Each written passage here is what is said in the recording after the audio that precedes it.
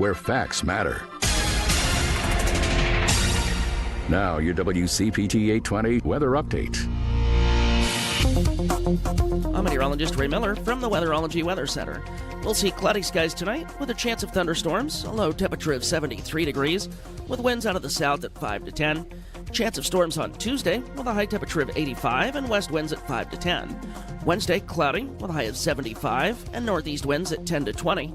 Thursday, sunshine with a high of 76. Friday, sunny with a high of 84. Saturday, sunny and 83. That's the latest Chicago weather update. Right now, it's 88. Listen up, fellow timeshare owners. If you're a timeshare owner and you want out at all costs, you're done, frustrated, tired of wasting money, you don't use the darn thing. Get out now. Hire the best Bulldog timeshare cancellation team in the business. Their in-house legal team, headed by a timeshare cancellation lawyer, can help you fight the biggest and baddest companies out there that sell timeshare. At some point, you were using your timeshare, but now you're not, and you're tired of wasting money. Before you go to the poorhouse, call right now and learn how you can stop the maintenance fees and put more money back in your pocket. Their services cost you a lot less than you think, and you'll save a lot of money over time. Call the Timeshare Exit Hotline now. It's a free consultation. 800-296-0150. 800-296-0150. 800-296-0150. That's 800-296-0150. Alexa, play WCPT. WCPT from TuneIn. Driving it home with Patti Vasquez, Patti Vasquez. From global conflicts to greenhouse gases, the folks refusing to wear masks says, and politicians getting caught grabbing asses says, she's driving it home with Patti Vasquez. All right, then. Let's get right to it, everybody. Happy Monday. Hello to our friend Dan Schaefer, the host of the Palatini. He'll also be in tomorrow, guest co-hosting, I believe, with Paul Shivari. Yes, is that correct? Yep. And I am so grateful that you could come in today. I just thought, I was thinking we were having some technical issues, and I'm like, that's Dan Schaefer. And then the technical issues were resolved. I'm like, no, I still want to have Dan Schaefer. And so I messaged you way late after I was done for it was a busy day. I'm not going to lie to you. It was like at 4 o'clock or 3:30. It was late. Yeah. It was very last minute. So thank you. You call and I'm here. I appreciate that. When you can. You get to be busy. And I'm disappointed when you are, but I'm happy for you for being busy. I can rearrange things. I haven't seen you. So first of all, let's say hello to everybody. Hi, everybody. Hope you're well. It's really hot and sticky outside. I don't do well with hot and sticky. It's not pretty outside. I don't like this. Yeah, I don't like this at all. We want to say hello to our not hot and sticky. Well, maybe they could be hot. Maybe they could be sticky. Maybe it's fun. Where am I going with all of this today, Dan? Thank you to our sponsors. I want to tell you, I wrote a piece for Monaco Brewing Company, Dear Conservatives, Trump is betraying you. And I knew that when I wrote it, it would get, I knew it would make Democrats angry, and I knew it would make MAGA angry. Well, I wasn't talking to either one of them. I mean, because I still believe there are conservatives who have allowed MAGA, and I don't even mention MAGA at all in the piece. Sure. I seriously just say Dear Conservatives, because they are still out there. The people who say that they want fiscal responsibility, they want all these issues that were important to them that are being completely betrayed by Donnie. Mm-hmm. Yeah, I used to be a conservative, right? A fiscal conservative, right? Until I realized that when Republicans are in office, they run up the deficit and the debt, and then they push it off on the Democrats that get elected afterwards. Mm-hmm. And then they start to attack things like, they call them entitlement programs. You're not entitled. You paid into those things. Social Security, Medicare, Medicaid, food stamps. That's once they start wars that cost trillions of dollars. Right. Now it's like, we can't house our veterans, or we can't feed the poor. School lunches aren't a thing anymore. Mm-hmm. That's the thing that got me off of the fiscal conservative kick. Because I was like, there is really no fiscal conservacy here right now. They don't care. They don't care. And that's kind of part of my point is the amount of money they're spending on ICE agents without any accountability, and starting up all these construction of sites that will be essentially gulags that are also being blocked by judges in certain cities. Just you wasted money. You used the correct term, gulags. You used the correct term. Yes, you gulags. Did. Absolutely. Thank you. Appreciate that. And at any rate, so I wrote this piece, and I got a long letter from this guy. an entire diatribe of whataboutism. Like all Hunter Biden, and I'm like, was there anything? Okay, so I'm sorry. You know, here's my question. For those who want to do the whataboutism, were you shutting your mouth during Biden's administration? No. So why should I shut mine now? Sure. And I just don't, I'm not sure what you want from, they want us to go away. Sure. Right. I never wanted MAGA to like come to any ill.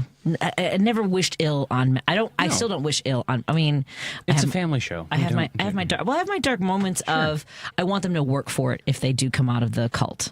Oh, yeah. But that's like the worst of it. I think I don't. If someone's harming somebody else, physically, emotionally, I do not have good feelings about them. I guess is the best way to go with that. I always say you can disagree with me politically, but when it comes to the point where I question your humanity or morality, then we kind of part ways. Yeah. I love when people disagree with me politically. I love it. I used to. I listened to. I was just texting with Jerry Wolski on the way in because I was like, I'm joining Patty on the show. I was like, I'm listening to Sean Thompson on 560, and he calls me all sorts of weird stuff when I try to call in. I love it when you disagree with me, but if I question your humanity or morality, then we are no longer friends. Right. People who are like, yeah, we should put barbed wire around barrels in the Rio Grande in Texas, and kids are drowning. No, that's a non-starter. Exactly. Not a thing. Now, if you want to talk about tax reform, we could talk about that. But when I question your basic humanity as a human being, that's not. No, we're done at that point. Yeah, I agree. Yeah, that is what's I struggle with. So I wrote this piece for my weekly column on Monaco Brewery Company's. They have a newsletter that goes out every day actually, and so my letters come out on Monday. And I was thinking about it. You know, I was toying with because I do think that there are conservatives, and I ask this of every organization that I talk to, whether it's in Iowa, Kankakee, DeKalb, all those areas, I ask them, are you getting people who are looking for a way to make a difference who regret their votes? Yeah. Right. And so and that's why I don't think I was, but I also was very much of I'm not going to hold my breath. Like, because they seem to be okay with the racism, the misogyny, the gulags, the violence that we're seeing against whether it's protesters or people who are working, who are contributing not only to their families to make sure that they can survive, but to their communities with their tax dollars. Because when everybody who says that undocumented workers don't pay taxes, they absolutely 1,000% pay taxes, especially if they're paying for rent, if they're paying for goods, if they're all the different things. Sales tax, they're paying more than the billionaires. Everything. Yes. Yeah. Proportionally, part of their income is much more significant than what billionaires pay out of theirs. So anyway, I wrote this piece and I was just kind of laughing because it looks like online it's getting more reaction to the ones that are like, screw MAGA. You know what I mean? Like when I come at it hard. But this one, like Democrats are kind of mad. They're like, they're not going to listen to you. I'm like, that's fine. I mean, I still had to write it because I think that I would be having these conversations with my dad, right? Because my dad was fine with racism and misogyny, even though he thought that I, as a little girl and as a woman, could do anything I wanted. He didn't think there was anything that could hold me back. Never treated me like I couldn't do everything, but would call women broads and look at this dumb broad. Like he would say things that were misogynistic. He would say things that were definitely racist, definitely homophobic. And I wonder, I really don't think he would be in. I don't think he would be in with Trump. And if he was, like, he didn't watch Fox News. When did Fox News start? I've been trying to figure this out. Like, was it the 90s that Fox? I think when it like ballooned, it was the 90s. Yeah, and he didn't watch Fox News because he voted for Gore. I'll tell you that right now. Yeah, and that was wild for me. So I don't think he'd be in it. Anyway, it's kind of. I didn't frame it that way, that I would be. This is the conversation I would have with my dad. Although my arguments with my dad got very contentious. Yeah. I think Tom Hartman says it best. He goes, "This party is not my dad's Republican Party. His dad was a Republican." Right. I think Stephanie Miller's dad was a Republican too. Yeah. Oh, yeah. Her dad ran was VP. They would not recognize the party today, and Reagan would be viewed as a liberal today. Exactly. And I liked Reagan. I really did. But look. Oh, and Dan's mic is out. Sorry about that, Dan. Again, I used to be a conservative, but I also I don't want to get in an argument with this. Is something like over drinks that we argue about Reagan because I mean, what? Okay, at any rate, I liked Reagan. Liked? Oh, I see what you're saying. Liked. It's starting to. You've sort of again fiscal conservatism because. But what did he do that was fiscally conservative? No, my point was that the debt ballooned under him. Yeah, and then it just kept going. And so at that point, I was like, well, what? Why are we fiscally? We're not actually fiscally conservative at this point because we're just not. So your view of Reagan has evolved as well? Absolutely. See, and my friend Scott Stantis, who is a conservative and talks about being fiscally conservative but socially liberal, he does not change his opinion. Like he still thinks he was the guy, and so that's why I asked that way. My funny thing is that Reagan today would be viewed as a liberal. Even though he was he's like the messiah of the Republican Party. Yeah. Right? But now he would be like, oh, he wouldn't survive a primary. Would it be that he would be considered a liberal, or would the billionaires who also manipulated him and the powerful forces behind him would have pushed him in this direction as well? That's a good point. I'm just wondering. Yeah, they basically, I mean, like they were comfortable with what, like that was the chipping away at the foundations of how we're able to, and essentially Republicans, conservatives, whatever these powerful, the oligarchy, the corporations have resented, and many people, not just in that sort of echelon of existence, but also just people who resented Roosevelt and what he accomplished by making sure that the working poor, the working class would have supports. I didn't realize, like, I feel so naive. Like every so often I'm like, oh, I didn't think people like that was something that was you thought was like I always just thought like most people agreed that what Hitler did was wrong or that slavery was bad. And then you see people like this Jill Michelle, whatever her name is, that did the weight stuff. She was on CNN the other day saying that, oh, well, only 2% of white people even own slaves. So it's not that big of a deal. Like you're acting as though, oh my God, Jill. Like, first of all, why is she a commentator when we already have all these instances of her being a horrible person in general. Sure. But I'm still trying to remember what her name is. Someone will text me in a moment. She made this appearance and was like downplaying. It was so weird because are you saying that slavery just wasn't prevalent or that white people... And by the way, nobody says that all white people in those times were bad people because a lot of them, like John Brown... right? Stood up and fought back. The abolitionists, all like the Harriet Beecher Stowe, the whole idea behind Uncle Tom's Cabin was to depict the what life was like for slaves. Yeah. At any rate. Someone just nexted in. You nailed it, Patty. Reagan was super racist and would have been MAGA. He was one evil dude, but a charismatic actor. I think he would have been fine. Actor, that's a key word. Actor, right? Keyword. And that's what I'm saying. Yeah. He would have also been easy. He was a media personality, much like Trump. So he's an empty vessel that someone gives him a script and he goes with it. That was a script that they were willing to do because they also wanted cheap labor, and that was part of why they had the whole idea of path to citizenship. Am I yelling? I feel like I might be yelling. You're fine. You're okay, good. then. Sorry, Dan. No, because at any rate, yes. There's so many things to the Reagan stuff because I was in it. I went door knocking as a 6-year-old for Reagan. I was a prop for Republicans. My dad was a precinct captain. I'm fine. You're fine. I cried when Mondale lost. Every state but Minnesota. His own state. Another listener says, fiscal conservatism, despite its claims, its effects have been to concentrate more money in fewer hands at the expense of the average American. But I will say this, so I can see what the charm and the luster of his message was to people who believed in fiscal conservatism. Sure. Yes. Yeah, but it was a farce. And you were you weren't even born yet. 1987, I was born. Yeah. How would you even, what? He was a fraternity brother of mine, so I had to learn his history. He went to St. Norbert's? No, he was part... the fraternal system of... What frat is that? He was... Norbert. Did I say Norbert's? Norbert's, right? He was Monmouth, I think, maybe? Okay. I don't know. But what frat was this? Tau Kappa Epsilon, Teak. Why are you saying it so softly and fast? I love my fraternity. Okay, what is it? Teak, Tau Kappa Epsilon. I was president for 2 years, and it was. Oh my goodness! I love this fraternity. It's great. Okay. It varies by college. Sure. Every fraternity varies by college, but my chapter was phenomenal, and I love everybody that was part of it. But yeah. I was so... Yeah. Oh, Jillian Michaels. Someone just messaged me from the 312. It was Jillian. Yeah, I knew it was Jill something. Yeah, so she was a on a panel on CNN, basically downplaying and this is a thing I can't believe. That's why I was mentioning. That's where we came to this, is how naive I feel sometimes when I see interviews or comments from people like her or just everyday MAGA saying things like, well, it wasn't bad for all black people. They learned us.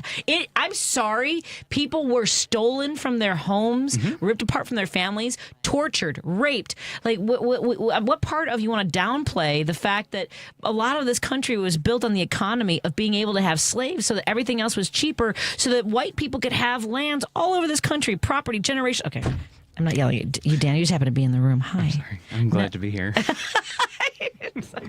Let's go back to our sponsors. Thank you to our sponsors, Monaco Brewing Company. Yes, I have a new column out. If you purchase some woke coffee, you can support more work like that. You can send me suggestions. If you want to give me topics, I'll take some from our listeners on my next Mocha Monday piece for next Monday.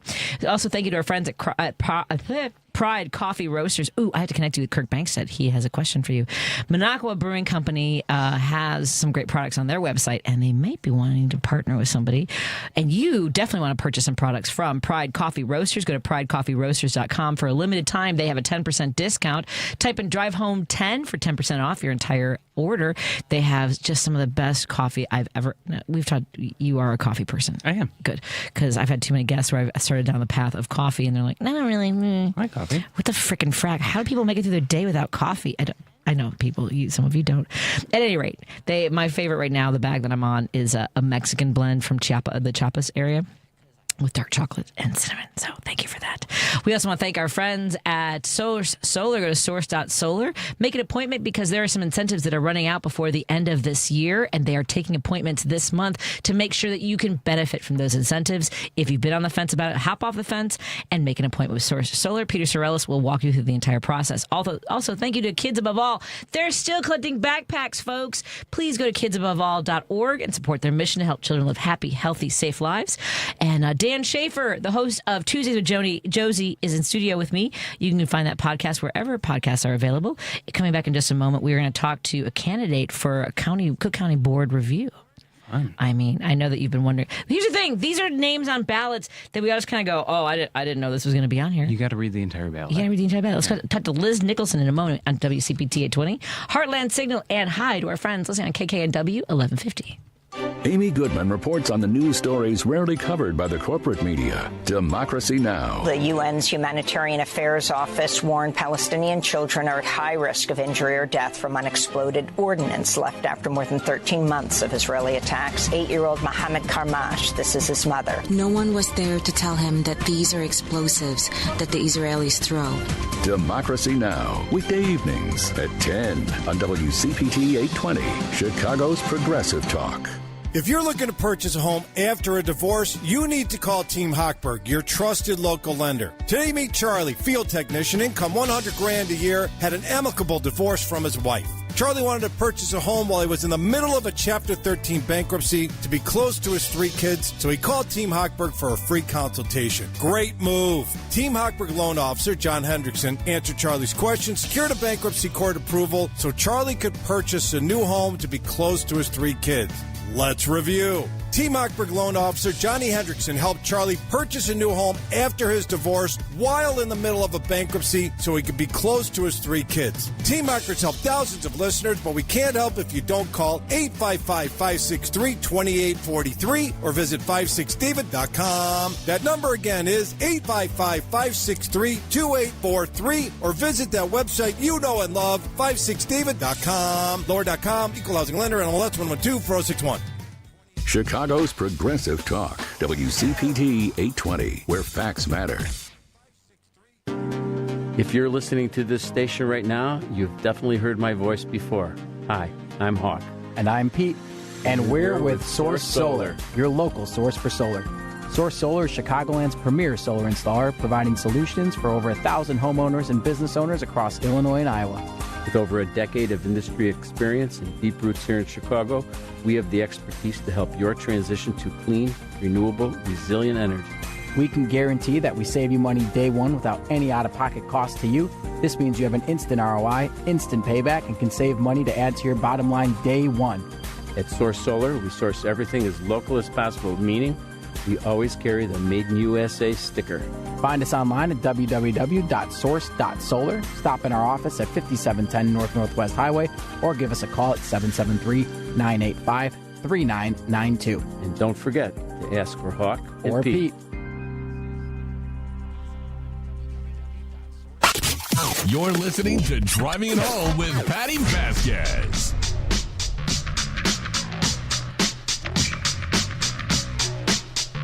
Thank you so much for joining us as we continue our drive home. Joining me in studio is guest co-host Dan Schaefer, the host of Politini, which I believe is returning soon. Going to be soon. Very good. And also Tuesdays with Josie, available wherever you listen to your podcast. I'm excited to welcome one of the candidates for Cook County Board of Review Commission. Joining us is Liz Nicholson. Hi, Liz. Thank you for joining us. How are you doing tonight?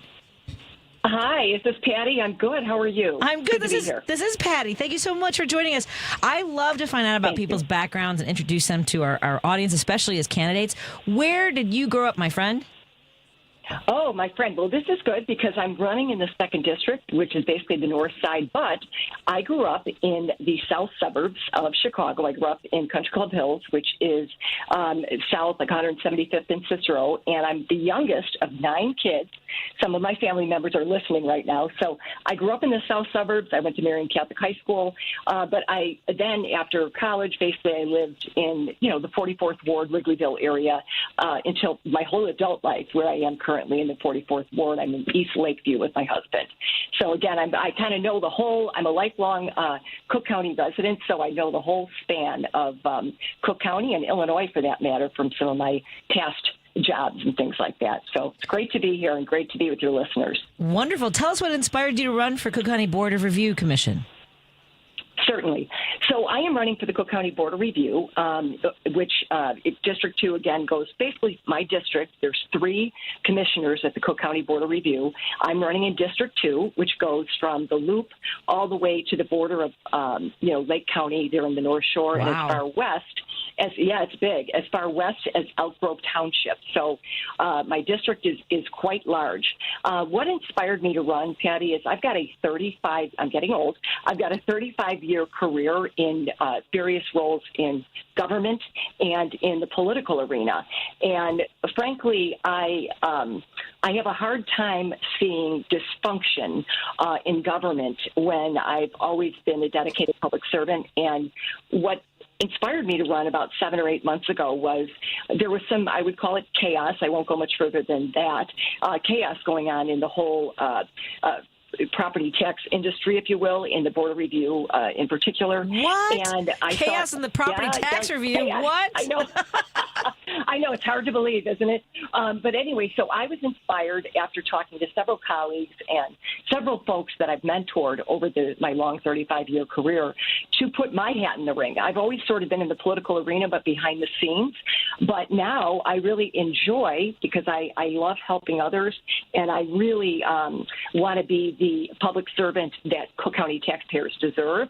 I really enjoy solving problems and helping others, especially the taxpayers. When this can seem, the whole process, the property tax process and the appeals process, can seem very daunting to most folks. And I want to be there and be a conduit for the taxpayers in District 2 and all of Cook County to be a resource to do this the right way and communicate with my fellow electeds to get the property tax system a little bit more in line and working in a better way. So that's kind of what made me run. What are the obstacles that you see that you can tackle when it comes to those obstacles to property tax reform in Cook County?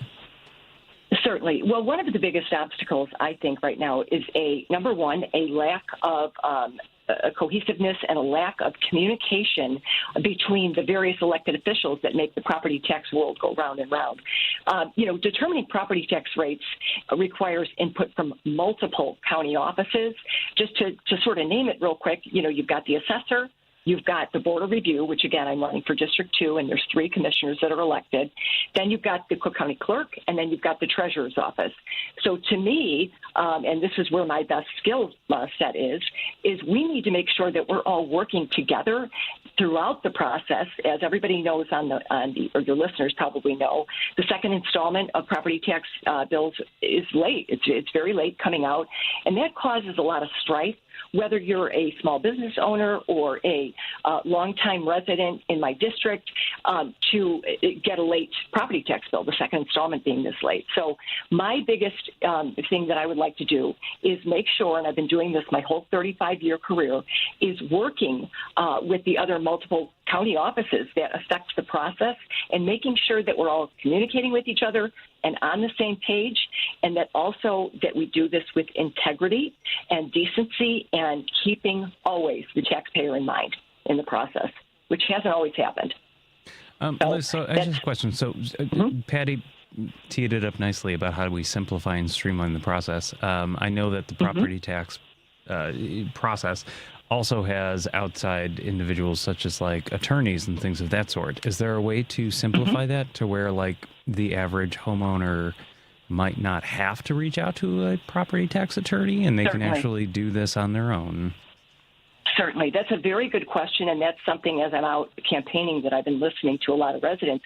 It can seem very daunting, and a lot of people think, well, gee, I don't have the money or the resources or the inside to have an attorney or a high-paid attorney or someone with inside knowledge of the process.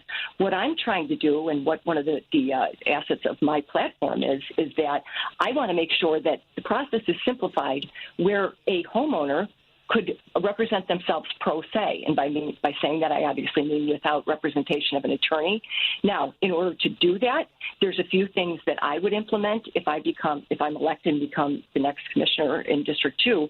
One of which is, in my district, there are many Spanish and Polish-speaking residents. Let's say many of them, right out of the gate, are sort of intimidated by the process. Like, I can't afford to hire an attorney, or I don't understand. You must have to have the inside knowledge to get this done. I want to make sure that our technology within the Board of Review and in the whole property tax process is simplified. And also, I always say this, that it comes from the top. So I would ensure that all the property tax analysts and staff, intake staff that work for me and work with me are well-versed in if they need a designation of a second language, let's say, on a job description. I want to make sure that we've got the best and brightest staff that can, with technology, assist these residents and taxpayers that really just want to get their case heard and adjudicated fairly, but they don't have the money, let's say, to pay for an attorney. So all of that is about making sure that we have the best technology, the most accessible staff, the most responsive staff, and staff that can address folks that perhaps English is not their first language. So I would make sure, and with my background in big governments with managing large staffs and a large workforce, that we have the best and the brightest with the designations to help those taxpayers in my district, in District 2. And again, it's a very large district, very diverse. So we want to make sure that we make that as simple as possible for all the taxpayers, whether you're a commercial or residential property owner. I know that one of the things that someone reached out to me and asked if I would be interested in having on the show, and we're out of time for this segment right now. I'm going into a break. I would like to hold you on, if you don't mind, to ask you a few more questions, because I think people don't pay attention to these races, and you're more likely to have a direct impact on people's day-to-day lives and how they can afford staying in their homes or opening a business in their communities than a lot of other people. So would you mind sticking around for another conversation? Absolutely, I'm happy to. Excellent. I appreciate that. I think we want to talk about Arlington Heights, don't we?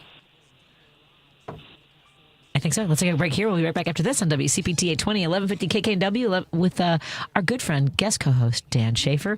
On the line with us, we have candidate for Cook County Board of Review Commission, Liz Nicholson. You can go to her website, liz42.com. That's liz42.com. More after this. You're listening to WCPT 820. Here's the latest Chicago weather update. I'm meteorologist Ray Miller from the Weatherology Weather Center. We'll see cloudy skies tonight with a chance of thunderstorms, a low temperature of 73 degrees, with winds out of the south at 5 to 10. Chance of storms on Tuesday with a high temperature of 85 and west winds at 5 to 10. Wednesday, cloudy with a high of 75 and northeast winds at 10 to 20. Thursday, sunshine with a high of 76. Friday, sunny with a high of 84. Saturday, sunny and 83. That's the latest Chicago weather update. Right now, it's 86. This is Chicago's Progressive Talk, 820 AM, WCPT Willow Springs, and online at WCPT820.com, where facts matter. The Rick Smith Show. What comes of all of this chaos? Because look, it's fun to watch. It's interesting to watch as they're literally, falling on their face. What does it mean to us? How bad does it get for us? We, the working people of this country, who honestly don't have the kind of wealth to weather a storm, the ones who are going to probably lose our homes, to people like Donald Trump, who does have the wealth to weather the storm, or at least the credit. The Rick Smith Show, weeknights at 7 on WCPT 820. Allstate's new home insurance is now better than ever. We're making getting the right home insurance that's right for you super easy with our improved online quoting tool. It explains how each coverage option works for you without the headache. Yep, you can start protecting your home in a matter of minutes. So check Allstate first for home insurance that's better than ever. You're in good hands with Allstate. Savings vary. Coverage subject to terms, qualifications, and availability. Allstate North American Insurance Company and affiliates, Northbrook, Illinois. Because facts matter. You're listening to WCPT 820. Union Strong Chicago continues to lead the way with progressive values and in preserving democracy. Your support of the Minocqua Brewing Company Super PAC efforts in Wisconsin and beyond strengthens the fight against MAGA Republicans. You can now purchase progressive beers like Labor Lager, Love Wins Fruited Sour, and the Resistance IPA in Chicago at Rogers Park Provisions, Diversity Beer, Wine, and Spirits in Lakeview, Park West Liquor, Wine, and Beer in Lincoln Park, Logan Square Liquors, and Tip Top Food and Liquors in Westtown. Visit MinocquaBrewingCompany.com for all their Chicagoland locations. As always, no matter how bad our sports teams are, please drink responsibly. Welcome back to Driving It Home with Patti Vasquez. Thank you so much for continuing to drive it home with us. Joining me in studio is guest co-host Dan Schaefer, the co-host of Apollottini, and as well as the co-host or the host of Tuesdays with Josie. Yep. And that's available wherever you listen to your podcast. Joining us on the line is our guest, Liz Nicholson, who's a candidate for Cook County Board of Review. And we've been talking about the role that the Cook County Board of Review plays. So let me ask you this before we talk more about property taxes and the vision that you have. I have to imagine this is really an educational process for you to tell people what this position does, right? Absolutely, Patty. Absolutely. I think also it's a down ballot race, meaning that a lot of folks don't really even understand what the function is of the office and what it is that a commissioner at the Cook County Board of Review would do. So a lot of it is not only am I listening as I'm campaigning, I'm hearing the questions coming from the taxpayers about, well, what exactly do you do, or what would you do if you're elected? So you're absolutely right. And so it's a learning a campaign for myself to hear about the taxpayers and for them to hear about what the office does and how it can help them. How much do property tax lawyers who are in elected seats already have an impact on all of this? I mean, you don't have to answer that if that's not something that you want to attack, but I mean, like, that's something that people have significant concerns about. Sure. Well, I think that right now the Cook County Ethics Commission has several rules set in place to make sure that folks in the industry, and it's a wonderful industry, it's a very diverse industry, that they are hired and they represent their clients to the best of their ability. And also there's already rules in place so that there's no conflicts of interest, or there's nothing where something would seem untoward, or there's any undue influence on anything. It's the process, and anybody has the right, which is great, which is why in our democracy it's an important part of the process to hire representation to ensure that they get the fairest rate, or that their current rate is won in appeals or overturned or held. So I think it's a very important process, and we've also got the Cook County Board of Ethics that puts rules in place to make sure there's nothing untoward happening, and there's several reviews done to make sure the process is running smoothly. So, again, I appreciate them and what their work is. Absolutely. So tell us a little bit about the Bears Stadium that seems to have been back and forth. It seems like a ping pong ball between, the city of Chicago and Arlington Heights, and how that can impact families and communities in Cook County. Absolutely. First and foremost, as a candidate for the Cook County Board of Review in District 2, I am a watchdog for property taxpayers. That is what my, first and foremost, that is what I am. So in my opinion, and one of the things that I'm speaking to many taxpayers about is there should be no tax breaks for billionaires, and especially in a situation like this where someone is going to have to feel the effect of that, whether it's a small business owner appealing their property tax assessment or it's a longtime resident of Rogers Park, whomever it is. Why should we be giving a $1 billion franchise or a team like the Chicago Bears a property tax break when that will be that effect of that will be felt by the folks that I am supposed to be the watchdog for, which are the taxpayers of District 2. And so I think you got to be very careful yes, we want our economy to thrive. We want our sports teams to thrive and do well for the economy here. But I also think that you cannot do that on the backs of taxpayers. I think that's a hard and fast rule that I am absolutely following and speaking to others about. So. And what kind of questions do they have for you? Because, I mean, this is, one of the issues that comes up over and over again, why the property taxes are so onerous on Illinois residents in comparison to the rest of the country. I mean, we can look at other property tax states.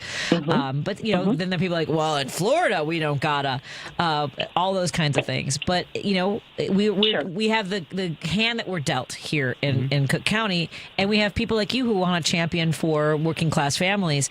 How do you explain to them the process like you mentioned, you're a down ballot candidate. Folks, like, they get past the judges and like, I didn't research any of this. Right.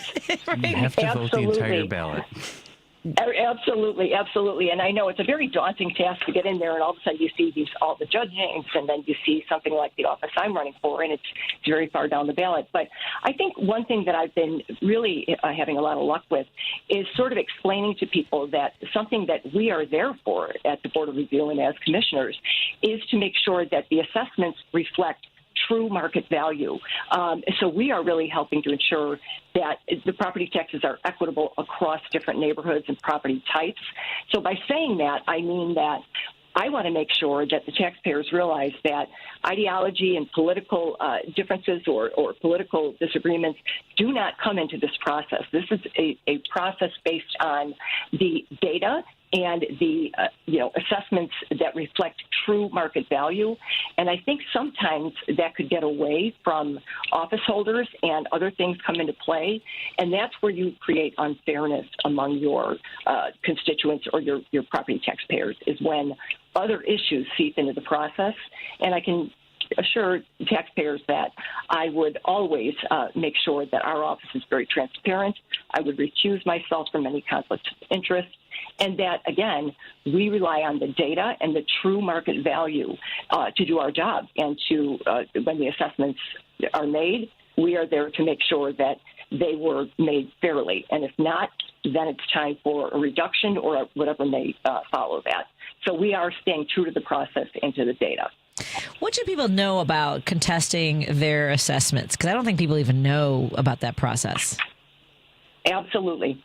So as I mentioned earlier, unfortunately, the second installment of property tax bills are delayed. They are late. And what people need to realize is that, again, they don't need a high-priced attorney, or they don't need inside, help or someone, as people might say, politically connected to go through this process.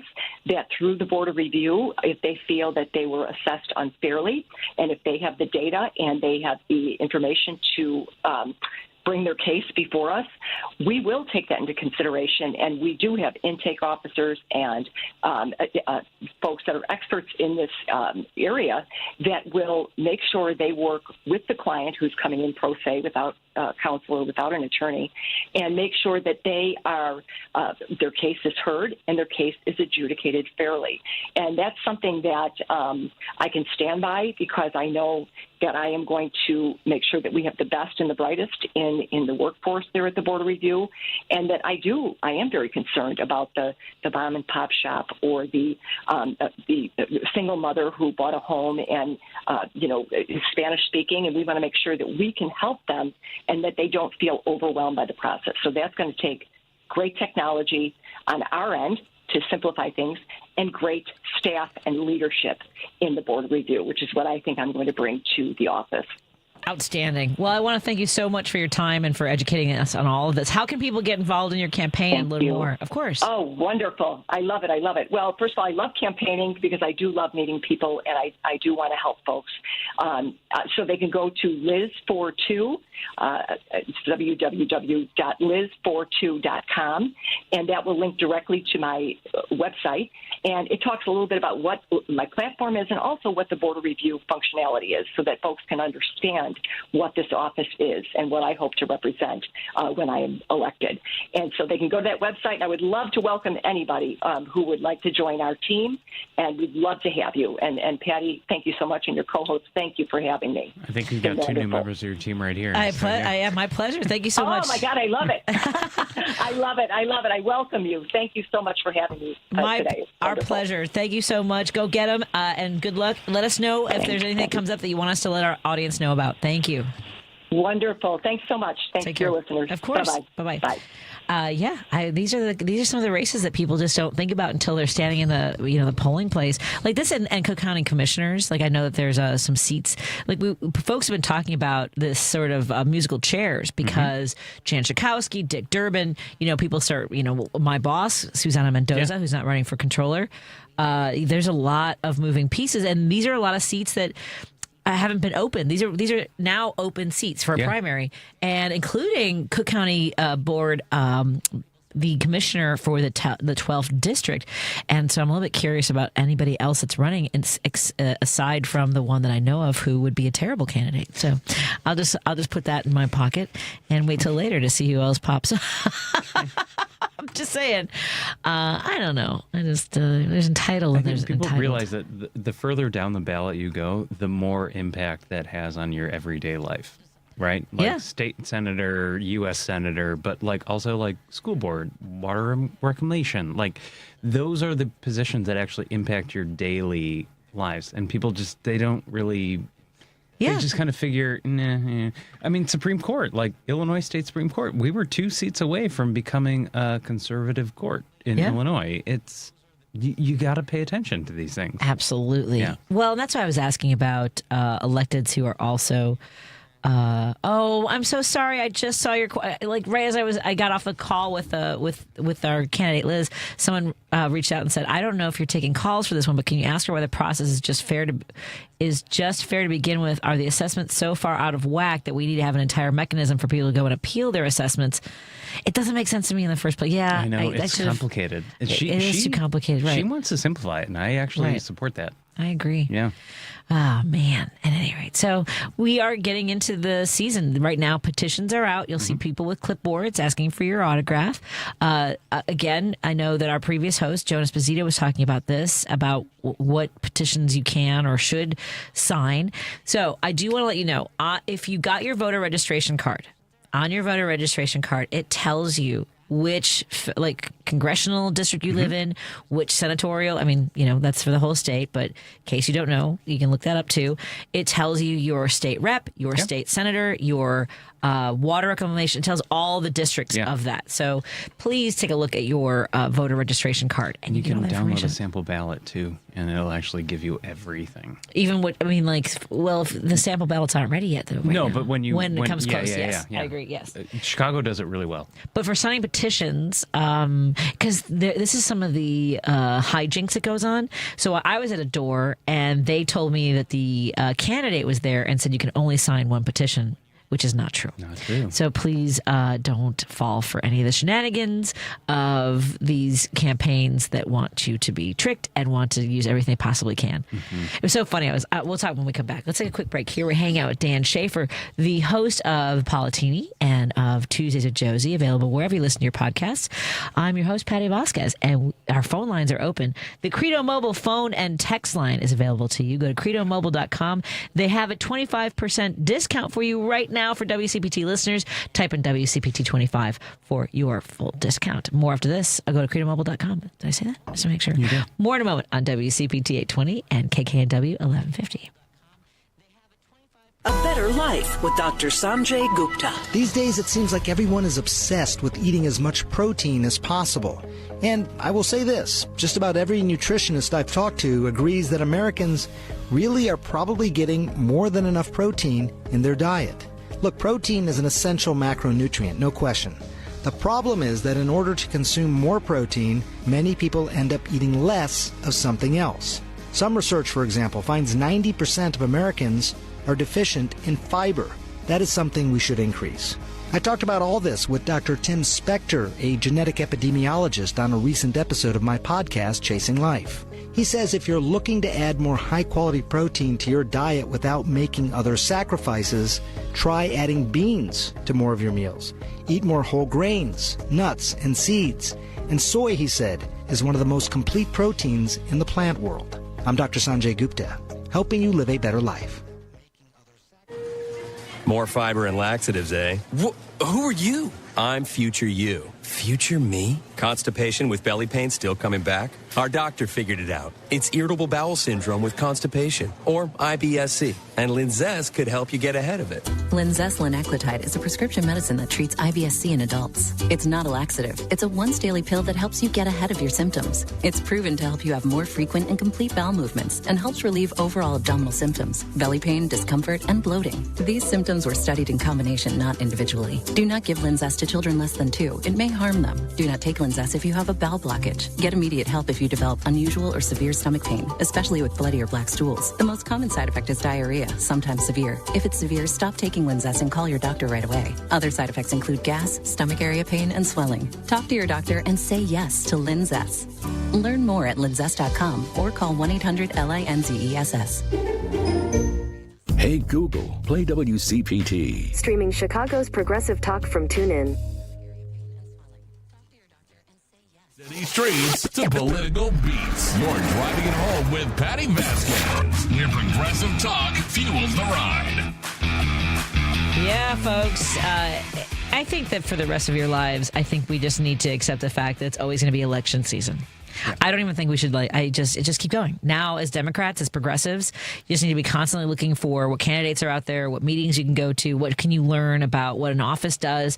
If it's Cook County Board of Review, if it's Cook County Commissioner, if it's MWRD, the Metropolitan Water Reclamation District, be aware. It's not. I know it's a lot of work. Believe me, we're stretched. It's exhausting. Yeah, but. But I think you even had an event at your home where you had electeds, right? And so you can make it fun. You're making bracelets, you're having cocktails, having conversations. I think that there are different ways to get involved. There are lots of events at your public libraries. There's Zoom events. There's protests. There's a lot of different ways to feel like all is not lost. I'm going to meet a group for 30th Ward Dems and Chicago Dems in general, just to figure out the campaign strategy for. It's happening. I think if anything happened 2020 when Donald Trump lost, which he lost, he just kept campaigning. Right. It's a constant campaign. Yep. Everybody is campaigning continuously. Yeah. And I feel that we need to just have that as Democrats. We need to just keep that mindset going. You are always campaigning. You are always fundraising. You are always pushing your message out. You are always doing all of the things. You can't just be in the back burner. No. It's just got to be, because I don't give Donald Trump credit for a lot, but he is always at the front of everything. Yeah. Because he just can't stay silent because he's a petulant toddler. But Democrats need to learn that. They need to take the playbook and be in the front, be talking, be doing everything. Honestly, Bernie Sanders' campaign, everybody wants that. We want health care for everybody. Sure. We want people to eat. We want seniors to have housing. We want veterans to have housing. All of those things are key. And that's what Donald Trump ran on. Right. Didn't deliver. I know. But he ran on it and he got elected. So, Democrats, get out there and don't stop talking. Just keep doing it. Exactly. Keep doing all of the things. That's why that is why I love having the radio show. And when I lost my race, we tried to find ways for me to keep running. We created Neighbor Patty, right? So I got involved with all the farmers markets, and I continue to be, even though we weren't sure what I was going to do. We still had a little bit of money in the political account. Yeah. I wasn't sure if I was going to wage another race against the incumbent. And this is something that came up on the previous show as well, is the slating process. And I love that she mentioned Sarah Burry, by the way, Sarah Burry. She mentioned Sarah showing up at this event for the New Trier Dems and talking about how she wasn't slated. And Michael Dorff did a great job of explaining the whole, like some of the different organizations want you to give like a lot of money to be slated, like $45,000, right?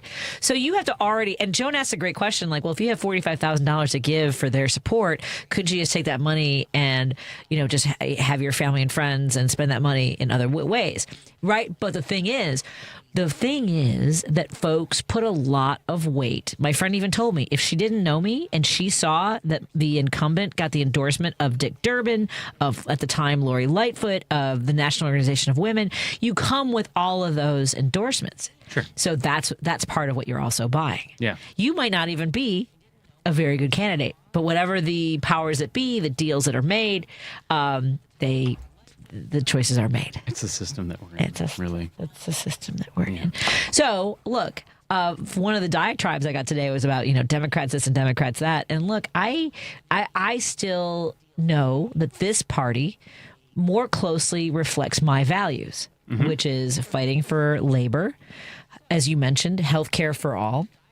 Women's autonomy, the dignity for all, people to love who they love, be who they are. That to me is more closely aligned with the Liberal Party. It is not the Conservative Party, and we can call them different names, but liberal is where I stand. And you know what? It's funny for me because I'm a nerd.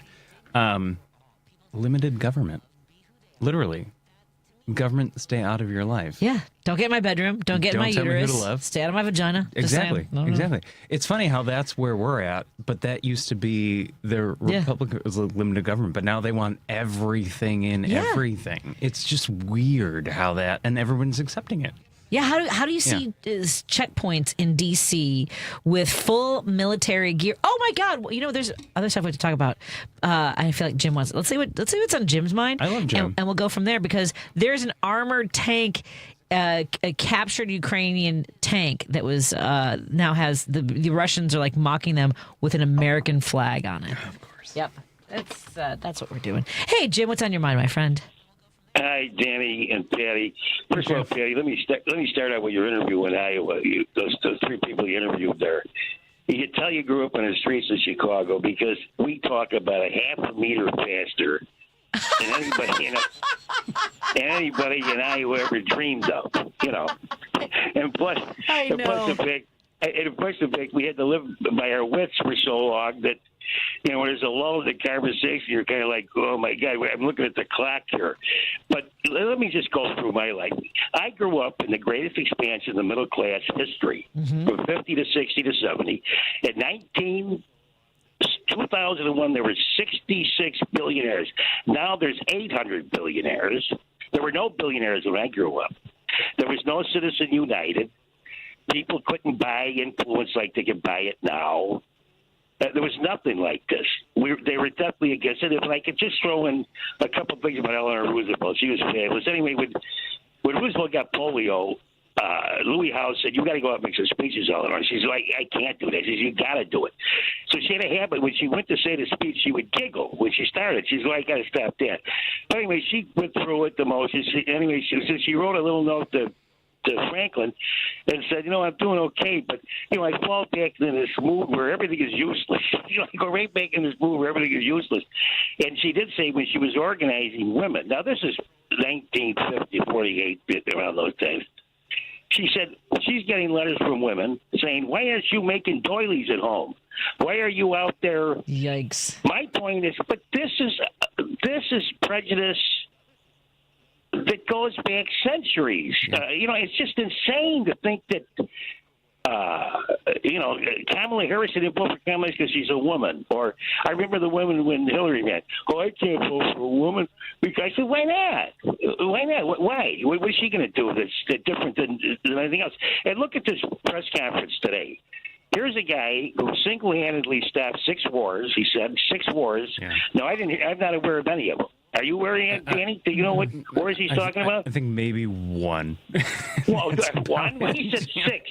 No, the name 6, and you win $500,000. You know what I mean? We can name 6 of those wars. And then he goes into believe this or not, he mentions the 1780s. into the 17th and 18th century with no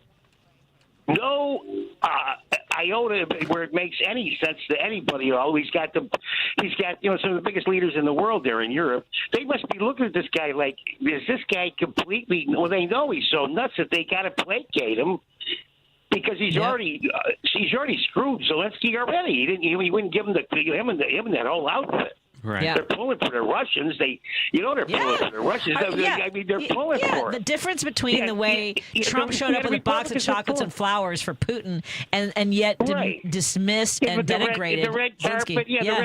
the red carpet, and everything else. But remember, they go to see Bolsonaro. Bolsonaro, they can't get him out of prison because he's wearing the bracelet because he's insane down there. And who's the guy from?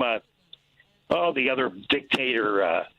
The Republicans always go to his house and listen to the dictator speeches by him. He's not what the hell is he? He's not in Turkey's and I don't know, somewhere around there. But I mean, they love these guys. But They want to but the Republicans want to rewrite history. Yeah. They actually want to rewrite history. They want to pretend that the Democrats didn't do a thing for the United States. Franklin Roosevelt wasn't elected to 4 terms. They didn't control the 30s and 40s into the 50s, and Kennedy wasn't elected, and Johnson didn't have a war on poverty and cut poverty in half. Right. Jim, I think you were talking about Viktor Orban, Hungary. Viktor Orban, that's exactly it. Yeah, you got it. You're sober tonight, Danny. Thank God. Well, anyway, I won't go that far, but all right. But anyway, no. But think about it, and then the. Just the whole smear of trying to rewrite history is just by Republicans, of all people, to write history. Yeah. Unbelievable. Good luck to them if they think they can get away with that. We'll be back. We're going to win the midterms, and everything will be hunky-dory again. Trump is going to get bounced. One of these, he's going to get impeached again. He'll take from a your picture lips. for this. You remain an eternal optimist, Jim. Guys, Thanks, Jim. You guys have a good night. You too, Thanks. thanks. Let's run to the news right now. We're in studio with Dan Schaefer. When we come back, we'll continue our conversation. Coming up later, we're going to have a labor radio host on with us at 6:30. More in a moment on WCPT 820 and KKNW 1150. Thank you for being here. When it comes to banking, you need a bank you can trust. A bank with a rock-solid reputation and the highest integrity. A bank that gives you the attention and respect you deserve. ABOC first opened its doors in downtown Chicago in 1922, and we've made our name on deep expertise, best-in-class service, and a strong commitment to our customers. We know the Chicago business market inside and out and can help you craft the perfect banking solution, no matter what type of business you're in. And if you're looking for a banking partner for your labor union, we can bring the type of expertise that only comes from a bank that was founded by labor unions and still has union employees and shareholders to this day. Whether you need a deposit account, loan, trust services, or investment management, ABOC has you covered. Let's work together to manage your finances today while planning for a better tomorrow. ABOC, a bank built on a strong foundation. Visit ABOC.com to learn more. Member FDIC. Protect your liver and give it the support that it deserves with Active Liver from New Nordic. Find Active Liver in stores at your local CVS, Meijer Grocery, or online at Amazon or NewNordicUSA.com. AP News, I'm Ben Thomas. Guarded, but some optimism at the White House this afternoon as President Trump discussed ending the war in Ukraine with President Volodymyr Zelensky and European leaders. All of us would obviously prefer an immediate ceasefire while we work on a lasting peace, and maybe something like that could happen. As of this moment, it's not happening, but President Zelensky and President Putin can talk a little bit more about that. Sensitive points. The first one is security guarantees, and we are very happy with President that all the leaders are here, and the security in Ukraine depends on the United States and on you and on those leaders who are with us. Among them, NATO Secretary General Mark Rutte. I think if we play this well, we could end this. Texas Democrats ended a 2-week walkout that stalled Republican efforts in the legislature to redraw congressional districts. It comes as California Democrats advance a counter-effort to redraw that state's boundaries. 3 more Republican governors have authorized National Guard deployments to Washington, D.C., Mississippi, Tennessee, and Louisiana.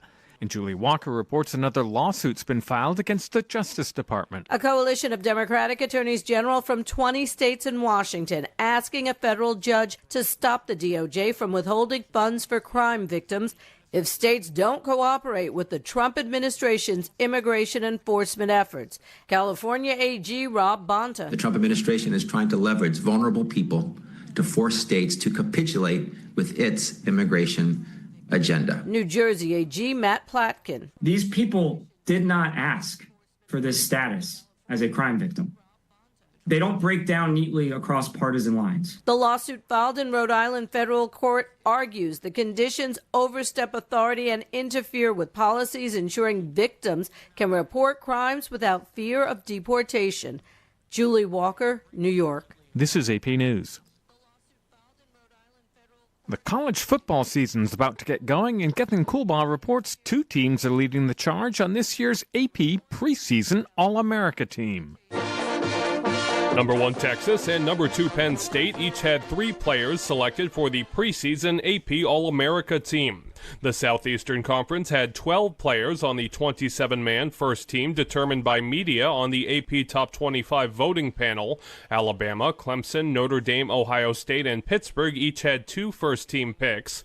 Clemson's Cade Klubnik was the overwhelming preseason choice for first-team quarterback. We're not going to be shouting and hollering and yapping a whole lot about what we've been doing or what we're going to do. We're just putting our head down and going to work. Ohio State safety Caleb Downs and Florida center Jake Slaughter are returning first-team AP All-Americans.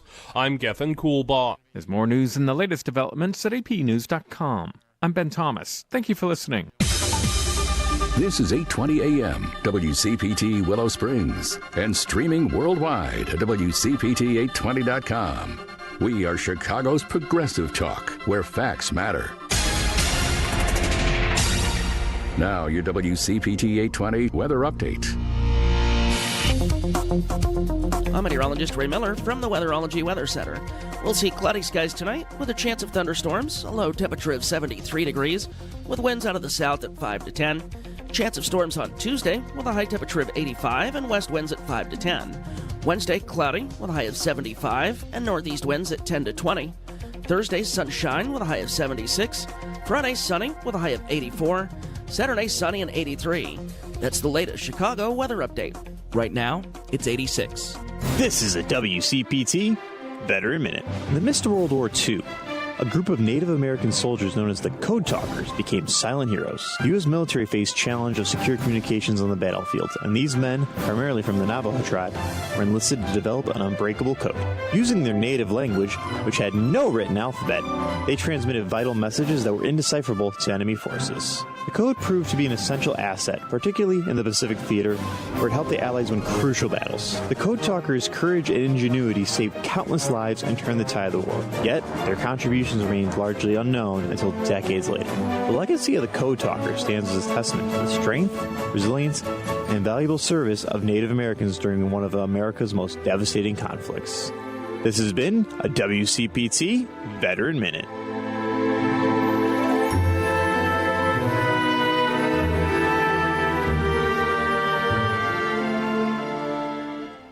WCPT 820, Chicago's progressive talk, where facts matter. At home with Patti Vasquez, Patti Vasquez. From global conflicts to greenhouse gases, the folks refusing to wear masks says, and politicians getting caught grabbing asses says, she's driving it home with Patti Vasquez. Hello, and thank you so much for joining us as we continue to drive it home. Joining me in studio is my guest co-host, Dan Schaefer, host of the Politini and Tuesdays with Josie, which you can find wherever you listen to your podcasts. And Tuesdays with Josie is a wonderful tribute to his grandmother, who was accepting and welcoming in a moment in your life, right? Where it was a little bit, we have those kind of crossroads where somebody makes a big difference, and I love that you're doing this for her. Yeah, we kind of fell off the wagon a little bit in terms of recording, but the goal is to interview people that were close to her, because she was just the coolest person ever. One of the first people that I came out of the closet to and told that I was gay. And then it started Tuesday dinners with Josie every Tuesday. And I went over there and we just had dinner. And we talked about life. We talked about nothing. We drank wine. It was whatever. Where did she grow up? Chicago, right in Lincoln Park. They grew up on Dickens. That was their apartment my nanny and nana. Do you know where she went to grade school? I do not. Find out for me. I will. What year was she born? 1939. Okay, because my dad and my aunt grew up in Lincoln Park. They went to St. Clements. Okay. My dad was born in 1933, but my Aunt Pat would be about your grandmother's age. Yeah. I always get the year wrong. But they grew up at Clark. 36. I'm not sure. They grew up at Clark and Diversey. My mother will text me and correct me. Yeah. Guaranteed. Yeah. Yeah. Find out what grade school. How weird would it be if that'd be interesting. If your grandmother and my dad and my aunt ran around Lincoln Park area. She was such a cool lady. I love her. Yeah. I sent you a picture of my grandmother. You did. Yes. Right. With the cigarette and Sitting the martini. So it's in the DNA. And I sent you a picture of my grandma with the drag queen at a gay bar. So there you go. Yeah. Those are our grandmothers. We want to thank our sponsors for making little moments like this, sharing stories about our families and also talking about the topics of the day and pushing back against it. Fascism is really what we're here for, folks. That's become the new mission. We want to thank our sponsors, Minocqua Brewing Company. Go to MinocquaBrewingCompany.com. Sign up for the newsletter. My piece is out today. Dear Conservatives, Trump is betraying you, and everyone's taking it the wrong way. And I kind of love that I did that. Democrats are like, they're not going to listen to you. And MAGA's like, this is what we voted for. Okay, not talking to either of you, talking specifically to people who say they're conservatives. My mother just texted me, 1933, and Weber High School. Oh, Weber High School. Yeah. So my dad went to Waller, but what about grade school? My dad went to St. Clemens. Mother, you're clearly listening. So. Yeah, that's fantastic. Yeah, my dad was born in 1933, and he lived at Clark and Diversey. That was his father. Coffee was the priest of his parish.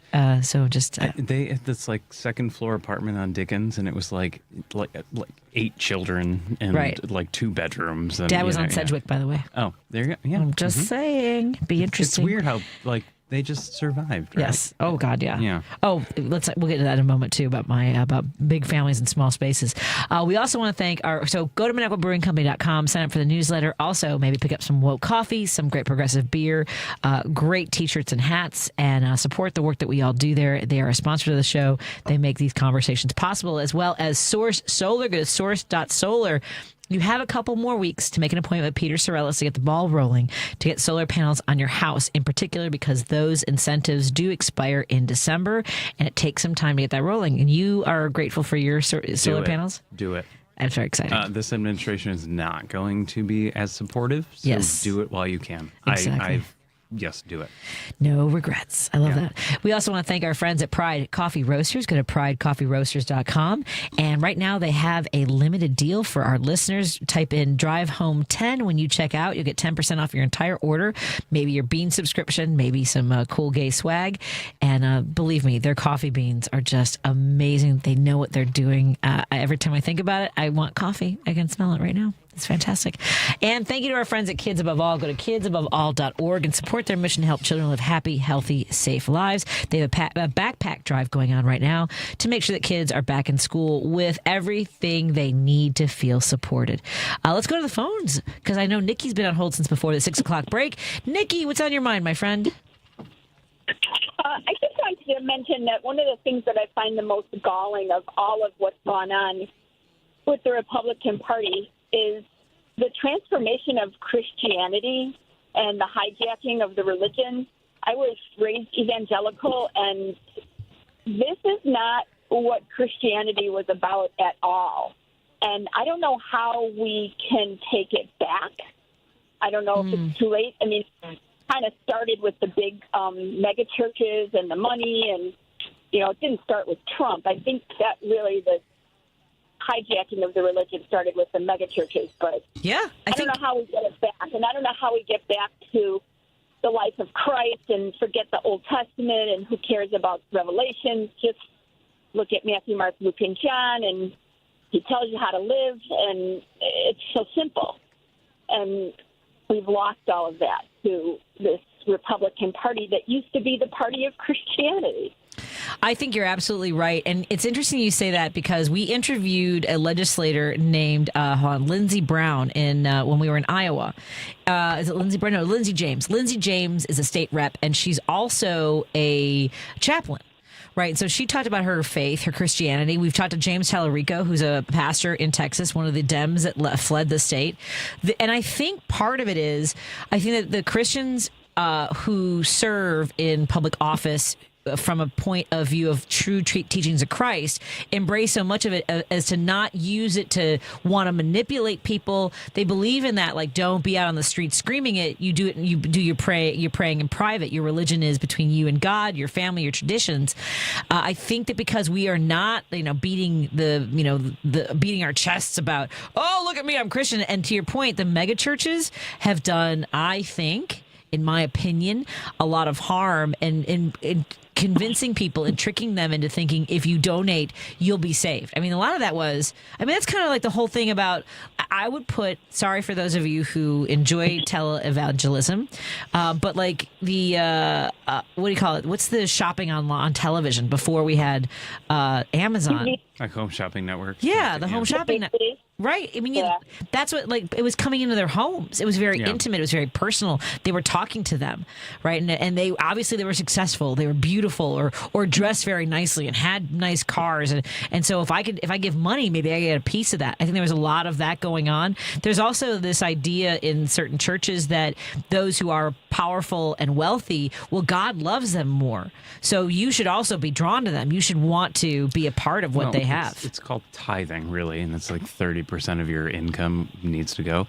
But Nikki, what I like to do now, and John Fugelsang, who is I love John Fugelsang, he is instrumental in quoting Bible verses that call out the hypocrisy of people who claim to be Christian, right?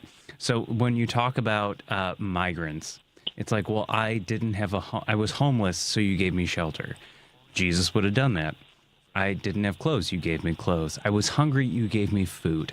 Jesus would have done all of these things. These individuals who are claiming Christianity are doing the exact opposite of what Jesus would have done. Jesus went into the temple and flipped tables over because they were trying to monetize Christianity or religion. And so they're losing that sense of it. And so when everyone's like, I'm a Christian, I'm like, okay, what kind of Christian are you? Tell me, please. Let's go for it. I really do appreciate that you're bringing this up, because you can't call yourself a Christian by name, but act in a completely different manner. Yep. Wearing the cross around the neck, drives me crazy.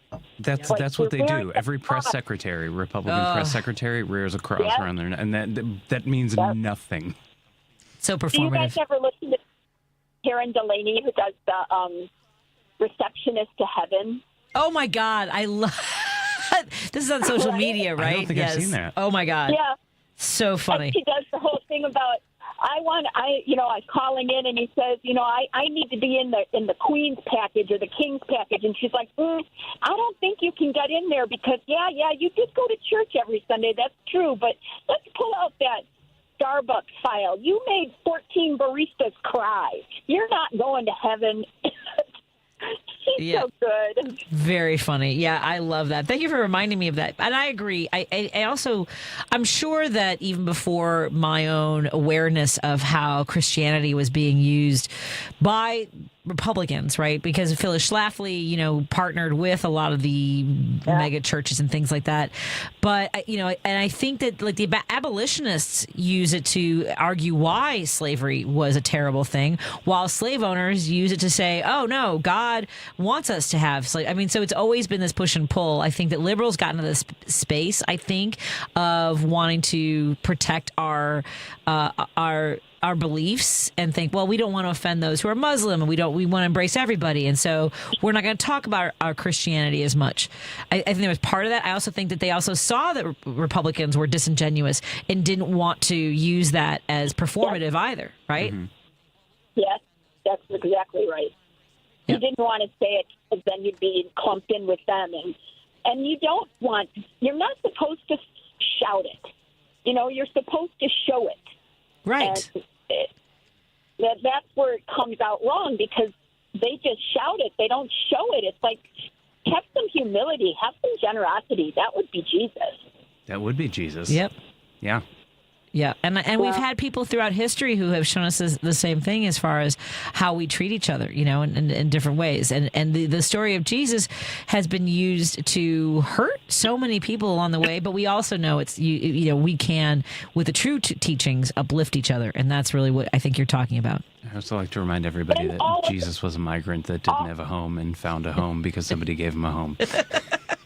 Just saying. And all of the religions believe in Jesus. They all believe Jesus walked the earth. They are not all in sync on the whole rising again thing, but, who cares? Eliminate that part of it. Just look at what he taught you. Just look at what he says, how to live. Don't worry about whether he rose again and all that stuff. It doesn't matter. It really doesn't matter. And the Muslims and the Jews, everybody believes that Jesus walked the earth. So let's just get together and forget calling it Christianity in that form, and let's just call it the new way to live. Agreed. Yep. Thank you so much. Agreed. Thank you so much for calling, and I appreciate your time. Nikki, it was great talking to you.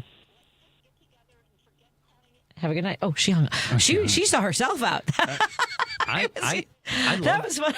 I loved her. I loved her. It was an Irish points. goodbye. She didn't even say goodbye. She's like, I'm out. She's kind of like Jim. Jim's just like, I'm done. Done. Good. Yeah. It's prosperity preaching. Jesus wants you to be rich by doing A, B, and C. And 847 says, preach, Dan.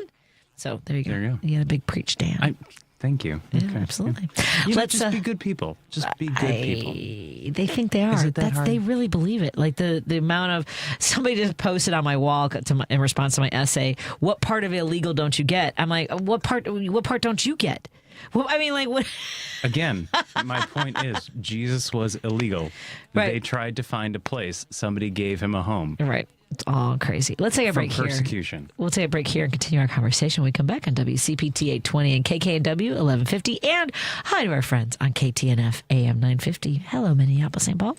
Ready to step up your style? Do it in a Porsche. Own the road with power and performance. And find yours at the Porsche Exchange in Highland Park. Our tariff-free vehicles are available for immediate delivery, like the 2025 Porsche Cayenne. And right now, lease the 2025 Macan Electric for only $949 a month for 39 months. Don't miss out on the $7,500 EV tax credit and grab your electric Porsche today at the Porsche Exchange in Highland Park or PorscheExchange.com. $4,929 to sign excludes tax, title, license, and NAC fee. No security deposit required. Expires 9/2/25. The far left's anti-ICE riots. Republicans are so dumb. Because at WCPT, we go to Riot Fest to riot, baby! Riot Fest is back in Douglas Park, September 19th through the 21st.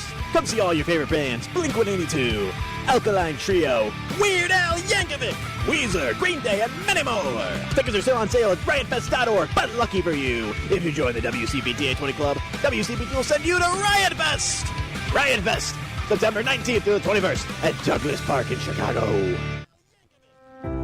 These are real stories of speech-language pathologists and the people they helped. He was in his 30s. 55 and far from home. 15 years old with multiple disabilities.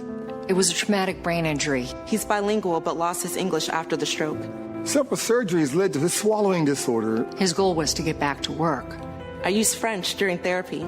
Others almost gave up on the goal of him eating. Oh, he was dedicated. Together, we built his life back. Social interaction was the key to helping him. And he made it back to work. When he ate, his friends cheered. Everyone has the right to communicate. And later, he was able to travel across the world to his family. Are you or someone you know experiencing a speech, language, or swallowing disorder?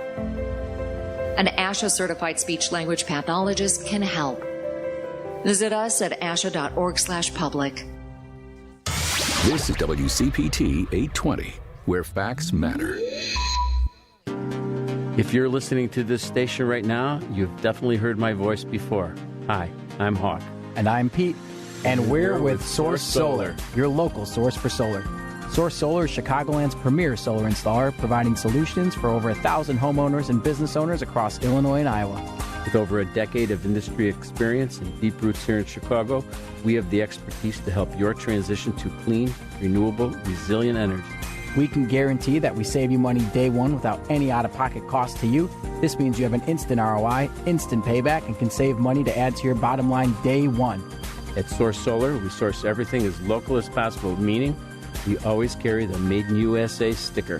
Find us online at www.source.solar. Stop in our office at 5710 North Northwest Highway or give us a call at 773-985-3992. And don't forget to ask for Hawk or and Pete.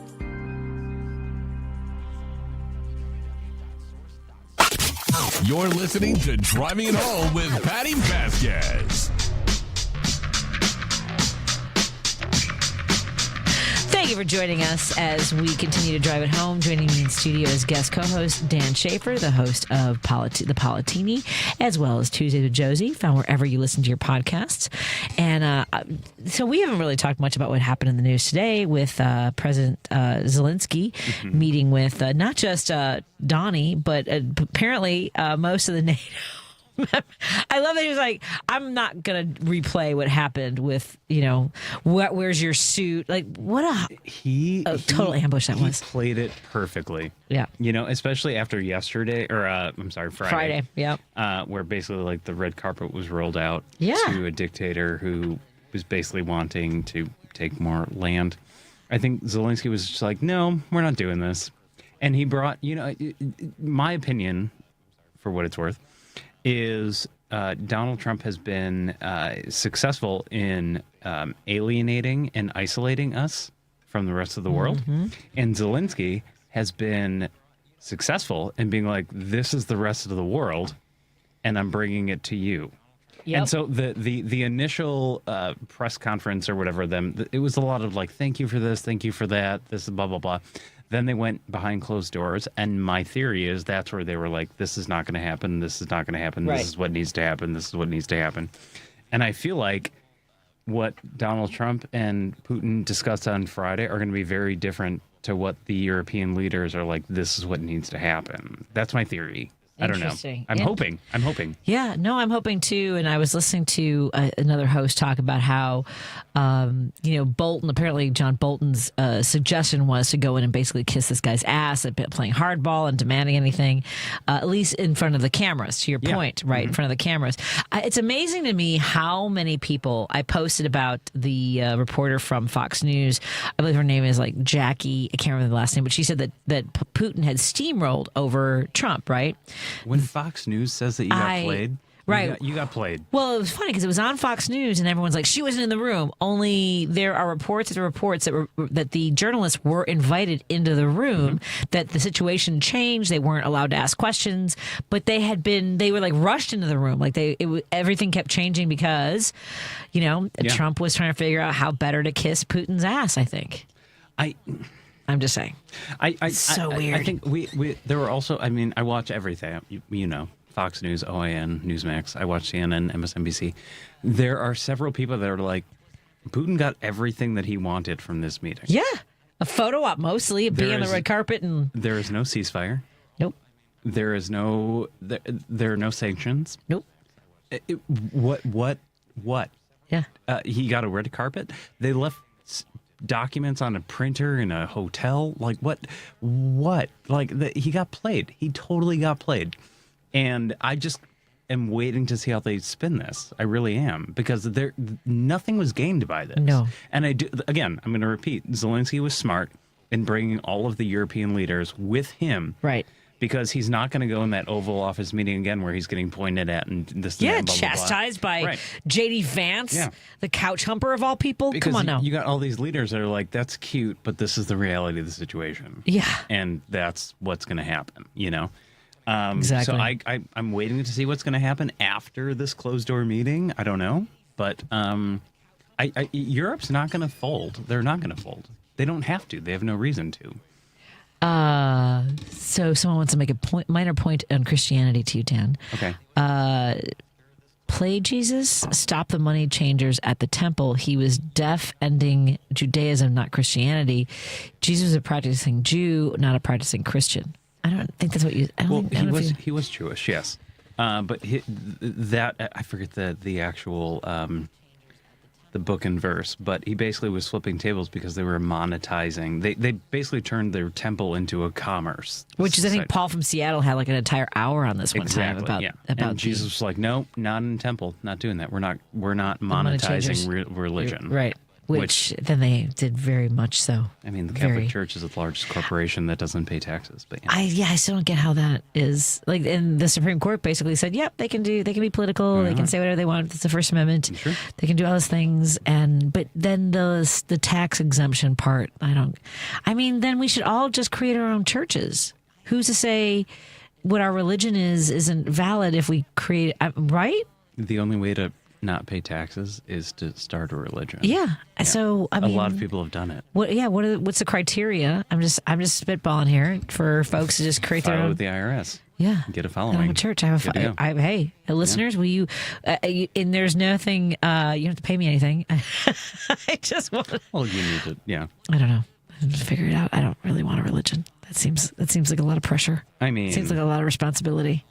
It was Matthew 21, verse 23. Matthew 21, 12 through 13. You're making Dan dig through the verses. Because I love the Bible. I've read the Bible several times. Someone just sent me something that I cannot say on the air. Oh. Trump blanks Putin's blank.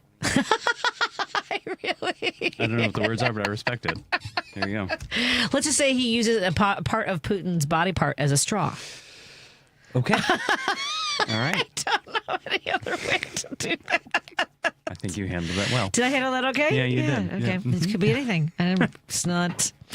That's if I have to have the somewhat aggressive visual in my mind, so do all of you. I'm just saying. That's fair. Oh, let's go. Paul from Seattle wants to chime in on this conversation because Paul did do a segment on this. Yes, Paul, you're on with me and Dan Schaefer. How are you doing? Paul, I push all the buttons. Oh no, it's not red. What's not red? The thing. Yeah, that's up. That's up. I can't hear Paul. Oh no, I did nothing wrong, everybody. I did nothing wrong. Hold on, I got that. Oh, now we should be good. Here, Paul. There you go. Hey, Paul. All right. There you go. There's time. Hello. What the Republicans have done with Christianity is much like what happened during the Reformation. Is they have turned it from a religion of faith into a religion of morality, which it never was. Never was. Religion is not. Christianity is not about morality. I'm like John Field. Find me some verses that are about morality. You'll find a lot more about ethics and morality by reading Aristotle's Ethic. There's a lot more of what we commonly think of as ethics and morality in there.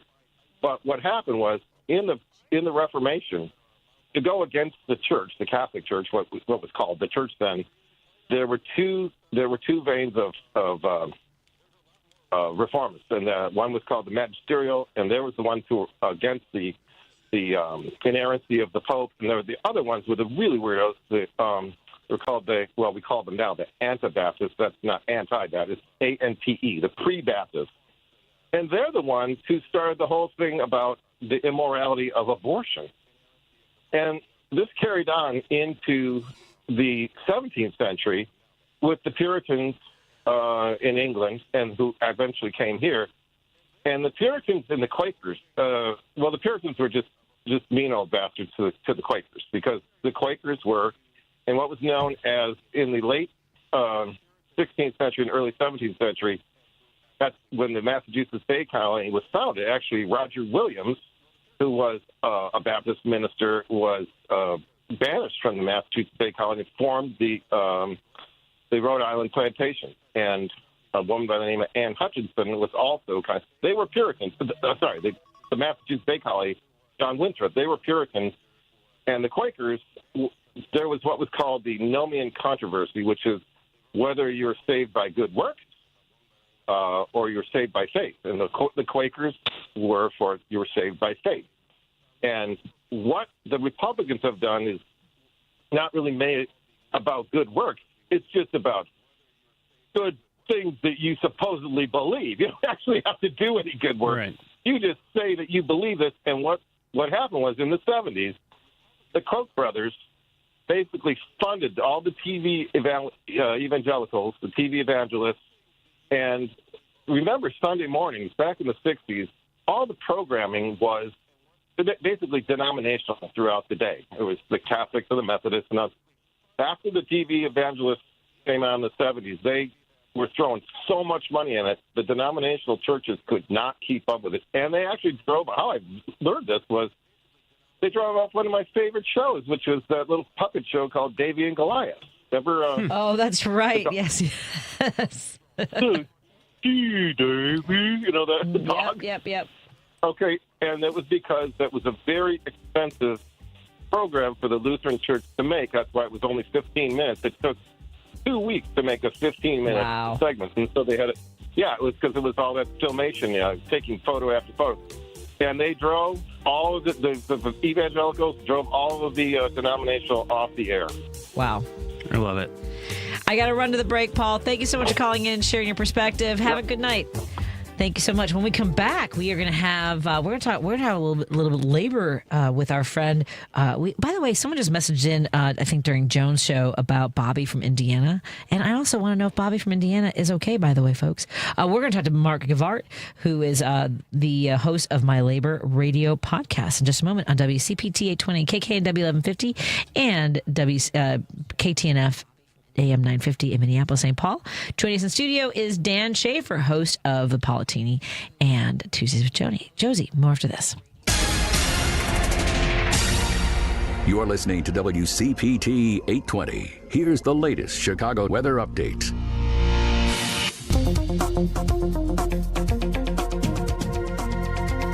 I'm meteorologist Ray Miller from the Weatherology Weather Center.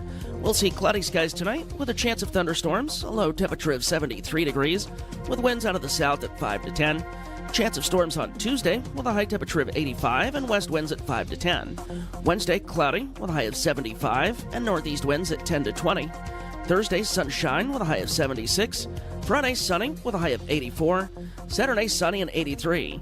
That's the latest Chicago weather update. Right now, it's 75. This is Chicago's Progressive Talk, 820 AM, WCPT Willow Springs, and online at WCPT820.com, where facts matter. Magnico Mitrell seeks Vice President Sales, Latin America. Global Glass Sales in Deerfield, Illinois to build, mentor, and grow sales team within industries and territories served in Latin America, including managing personnel and business forecasts to ensure success, 40%. Bachelor degree in glass technology, ceramic engineering, chemical engineering, or related fields, and 6 years of relevant industry experience required. Travel globally up to 50% of the time, and must be able to accommodate unexpected international travel. This position is 100% remote. This is a supervisory position. Base salary is $200,000 per year. For position details, visit jobvertise.com, job code 3. To apply, send resume to resumes@magneco-metrel.com. That's magneco-metrel.com. Hi, I'm Martha Stewart. Every year, more than 4 million pets enter shelters here in the United States. My friends at American Humane have been helping animals since 1877. The goal is to ensure that pets have a safe shelter, especially during natural disasters. Adopting a shelter pet allows shelters to help more animals awaiting care. Please consider adopting today and take some time to learn more about American Humane's other work at americanhumane.org. You're listening to WCPT 820, because facts matter. Chicago continues to lead the way with progressive values and in preserving democracy. Your support of the Minocqua Brewing Company Super PAC efforts in Wisconsin and beyond strengthens the fight against MAGA Republicans.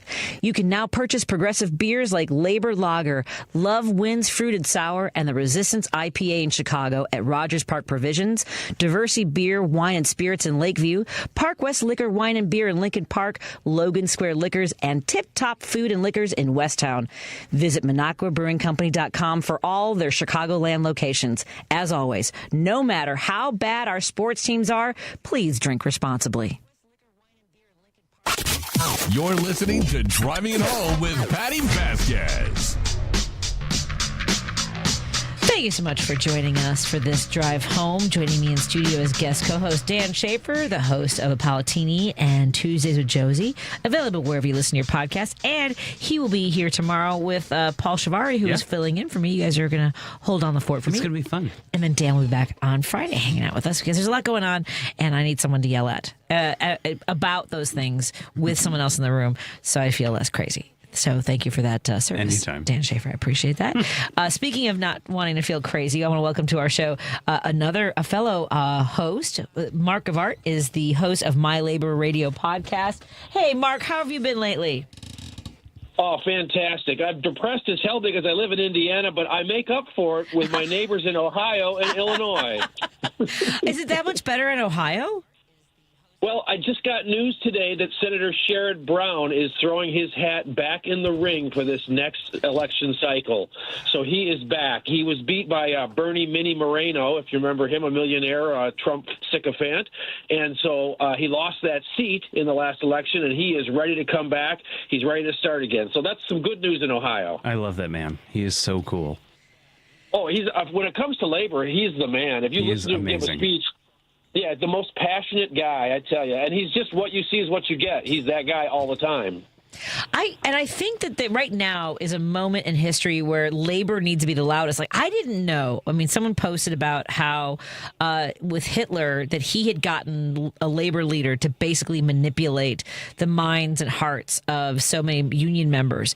And like essentially when the Teamsters leader showed up at the RNC, like that was kind of a little bit of we are witnessing a moment that could be very dangerous for everybody. What are you seeing in terms of union members perhaps going, because I know a lot of union members, labor, they went for Trump. Yeah. A lot of them.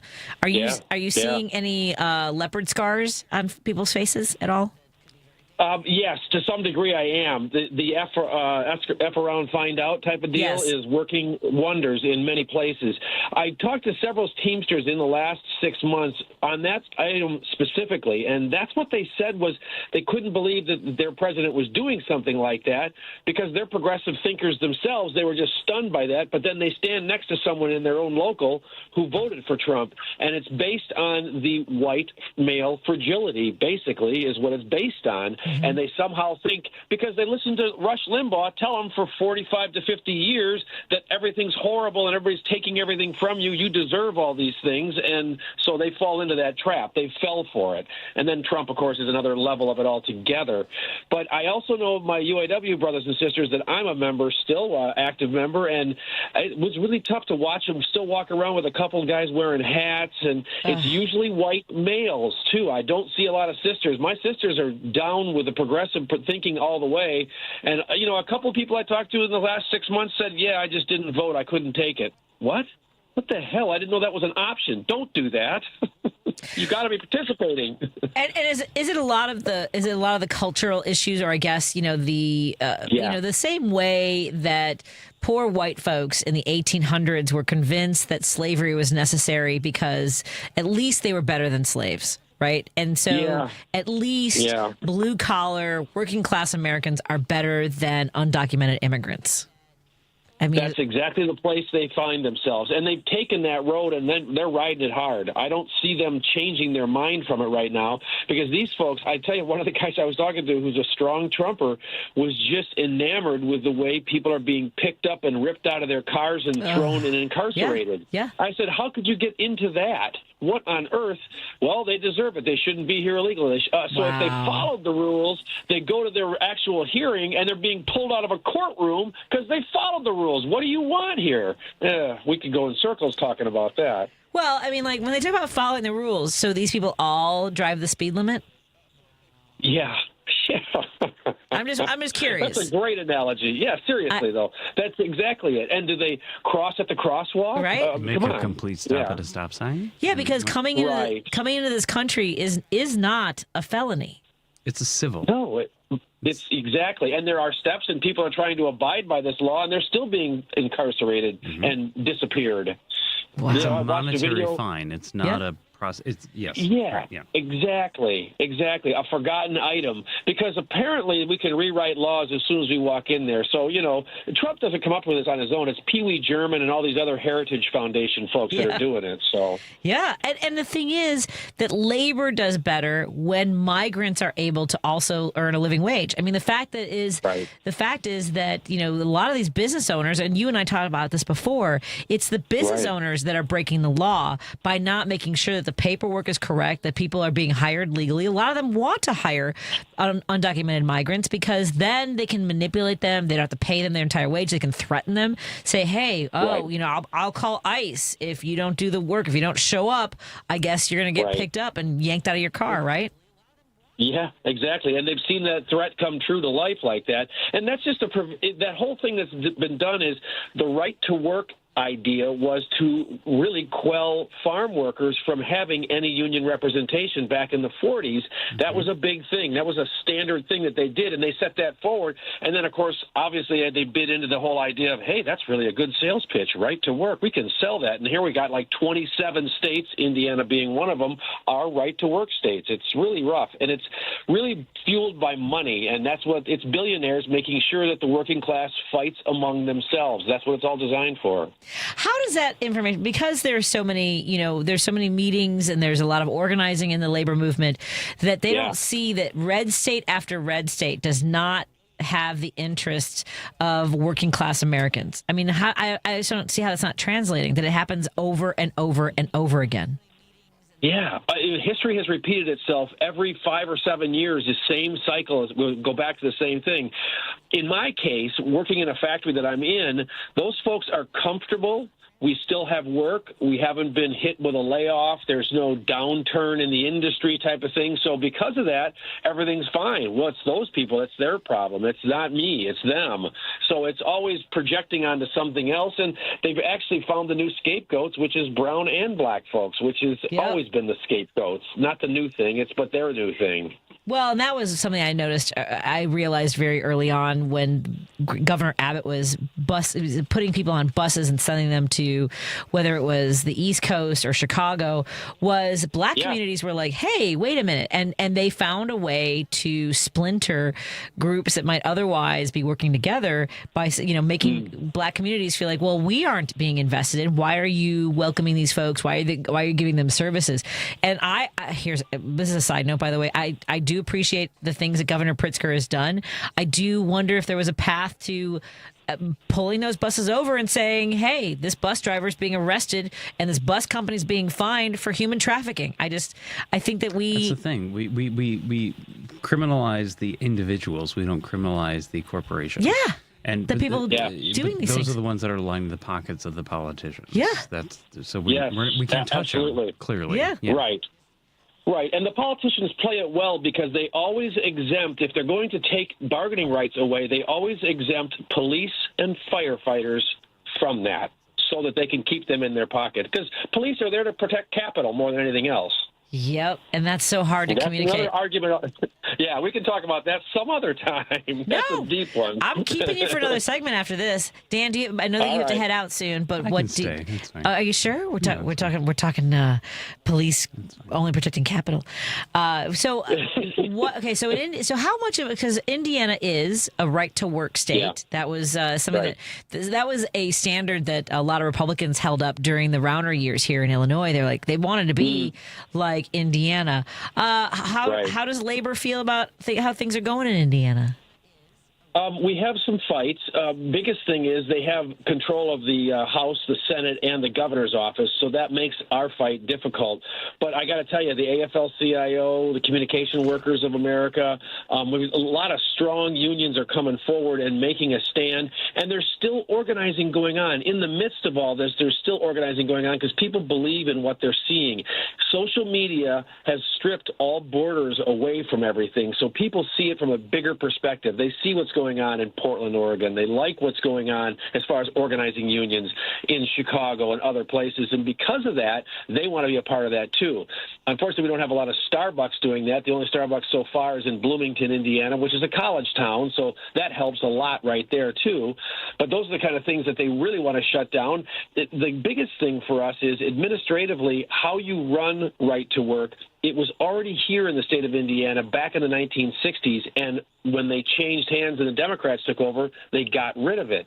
It was Mitch Daniels that brought it back in the late 2000s, so it was 2013 where he got it passed here again when they had their supermajority at the State House. So it's been a long-term plan to get back to it, and that's really what they want to do. They're doing the bidding of business, who's bringing a lot of cash back into the state to put it in the coffers and the pockets of those politicians. So they know there's a cash payday for them. That's why they're doing it. Yeah, no kidding.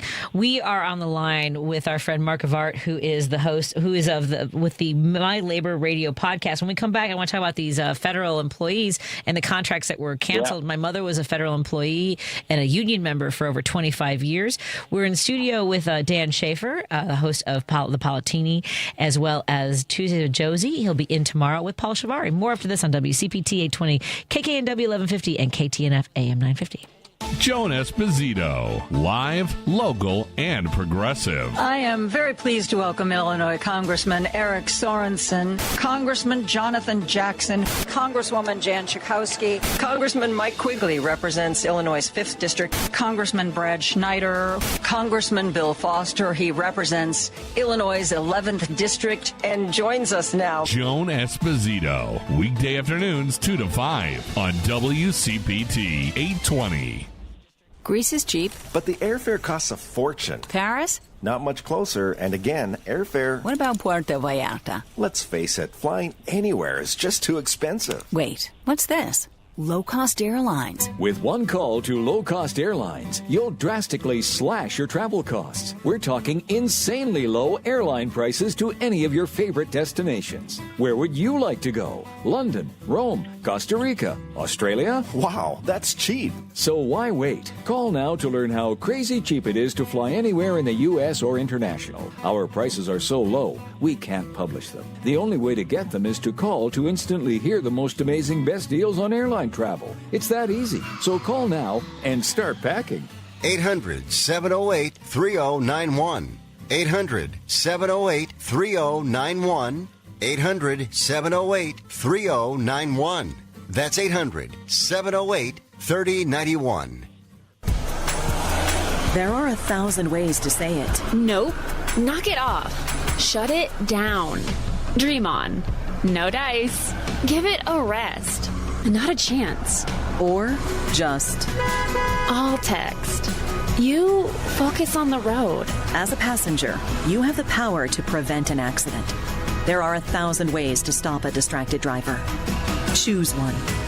A message from CTIA. You're listening to WCPT 820 because facts matter. Welcome back to Driving It Home with Patti Vasquez.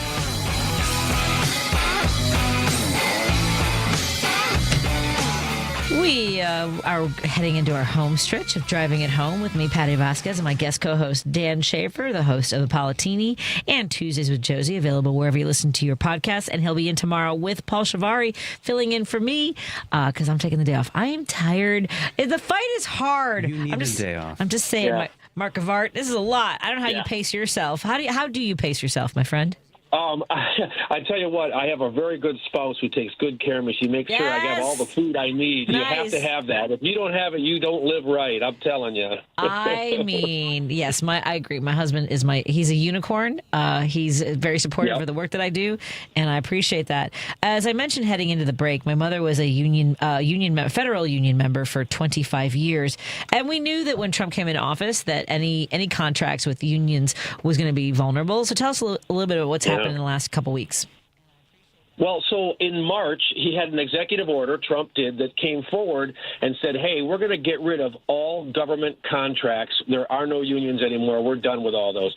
And they cited national security issues, just like there's a Washington, D.C. emergency, right? They have to put National Guard troops there, another idea altogether. But the idea is they declare an emergency, and in this case, they're saying that because it's national security implications, we can't have some kind of agreement that would hinder us from doing our business.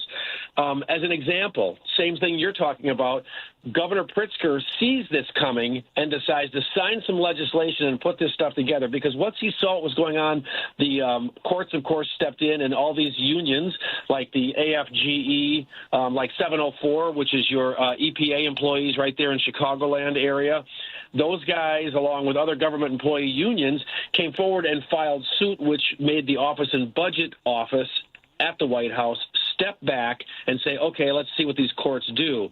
Well, as things roll on, who's the first one to jump in? They end up having on August 6th, Doug Collins, who's the VA chair, he decided to cancel all union contracts for 80% of the 400,000 VA employees.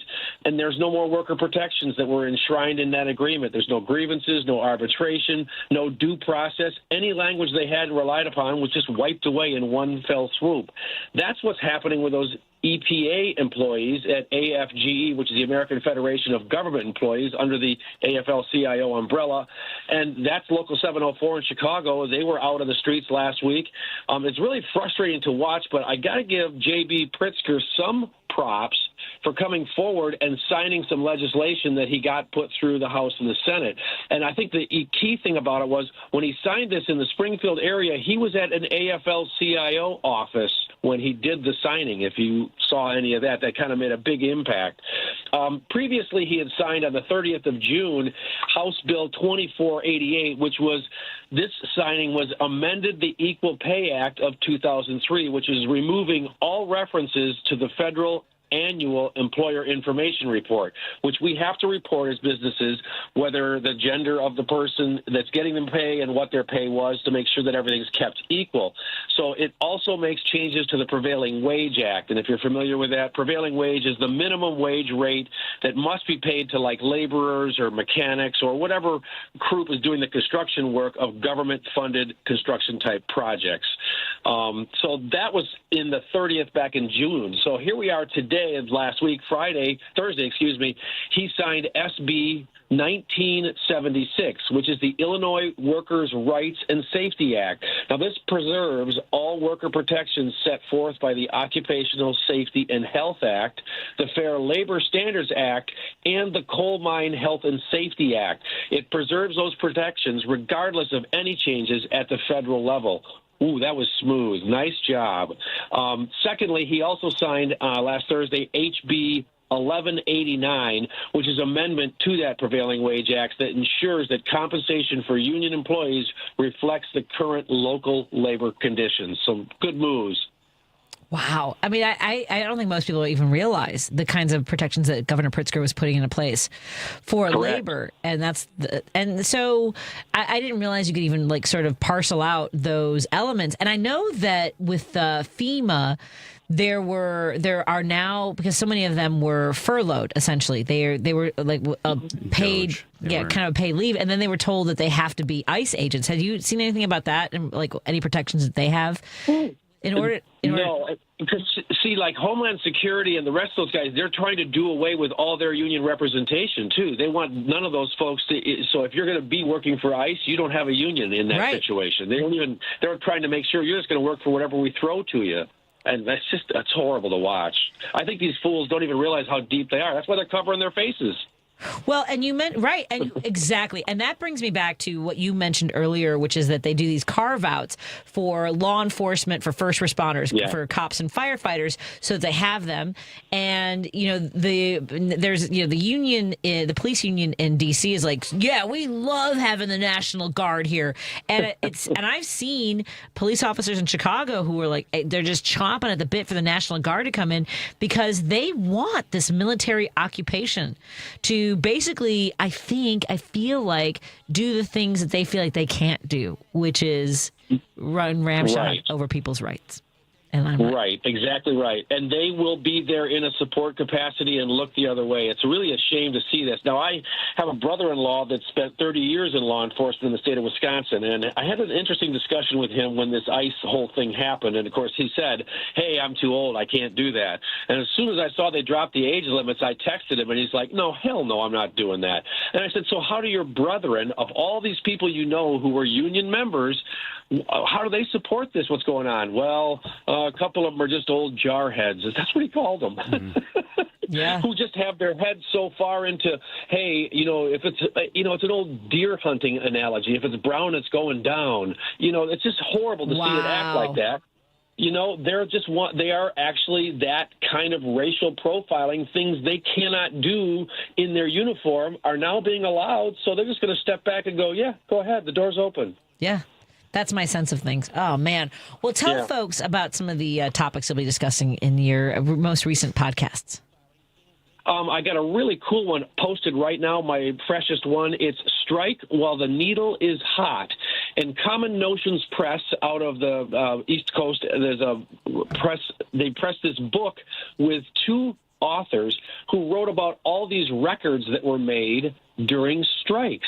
And it's not just here in the United States or Canada. These are records from Belgium, from France.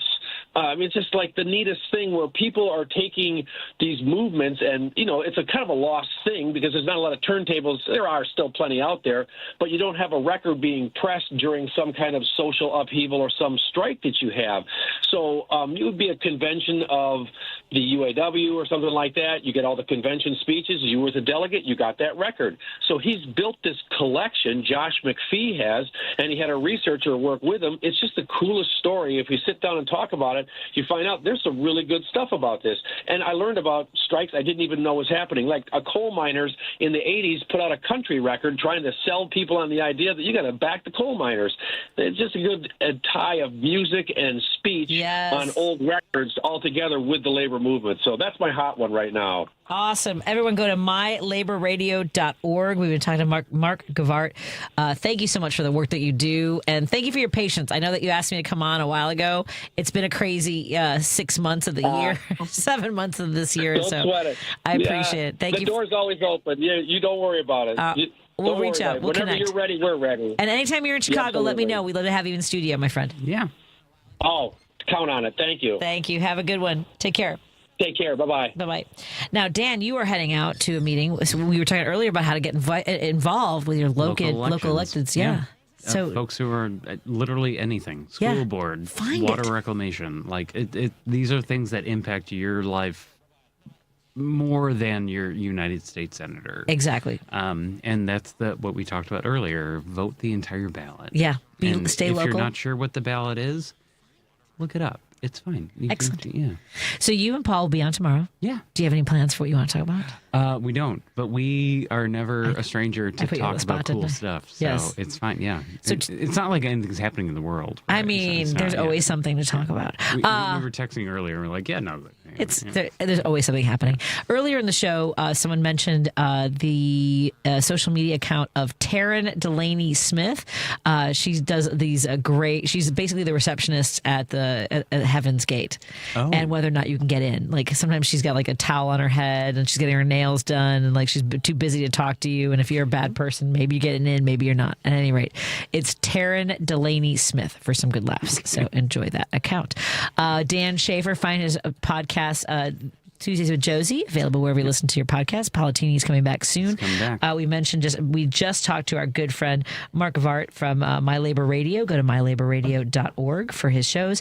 And we also talked to candidate for Cook County Board of Review Commission, Liz Nicholson, liz42.com. Thank you, everybody. Thank you, Lady B. Thank you to our sponsors, Monaco Brewing Company, Pride Coffee Roasters, Kids Above All, and Source Solar. Good night. William is one of millions of Americans who uses GoodRx to save on the cost of their prescriptions. My oldest daughter, Camilla, 2 days old, she had to have open heart surgery. All of a sudden, she's on 5 different medications. It adds up at the end of the month. Me and the pharmacist got so tight.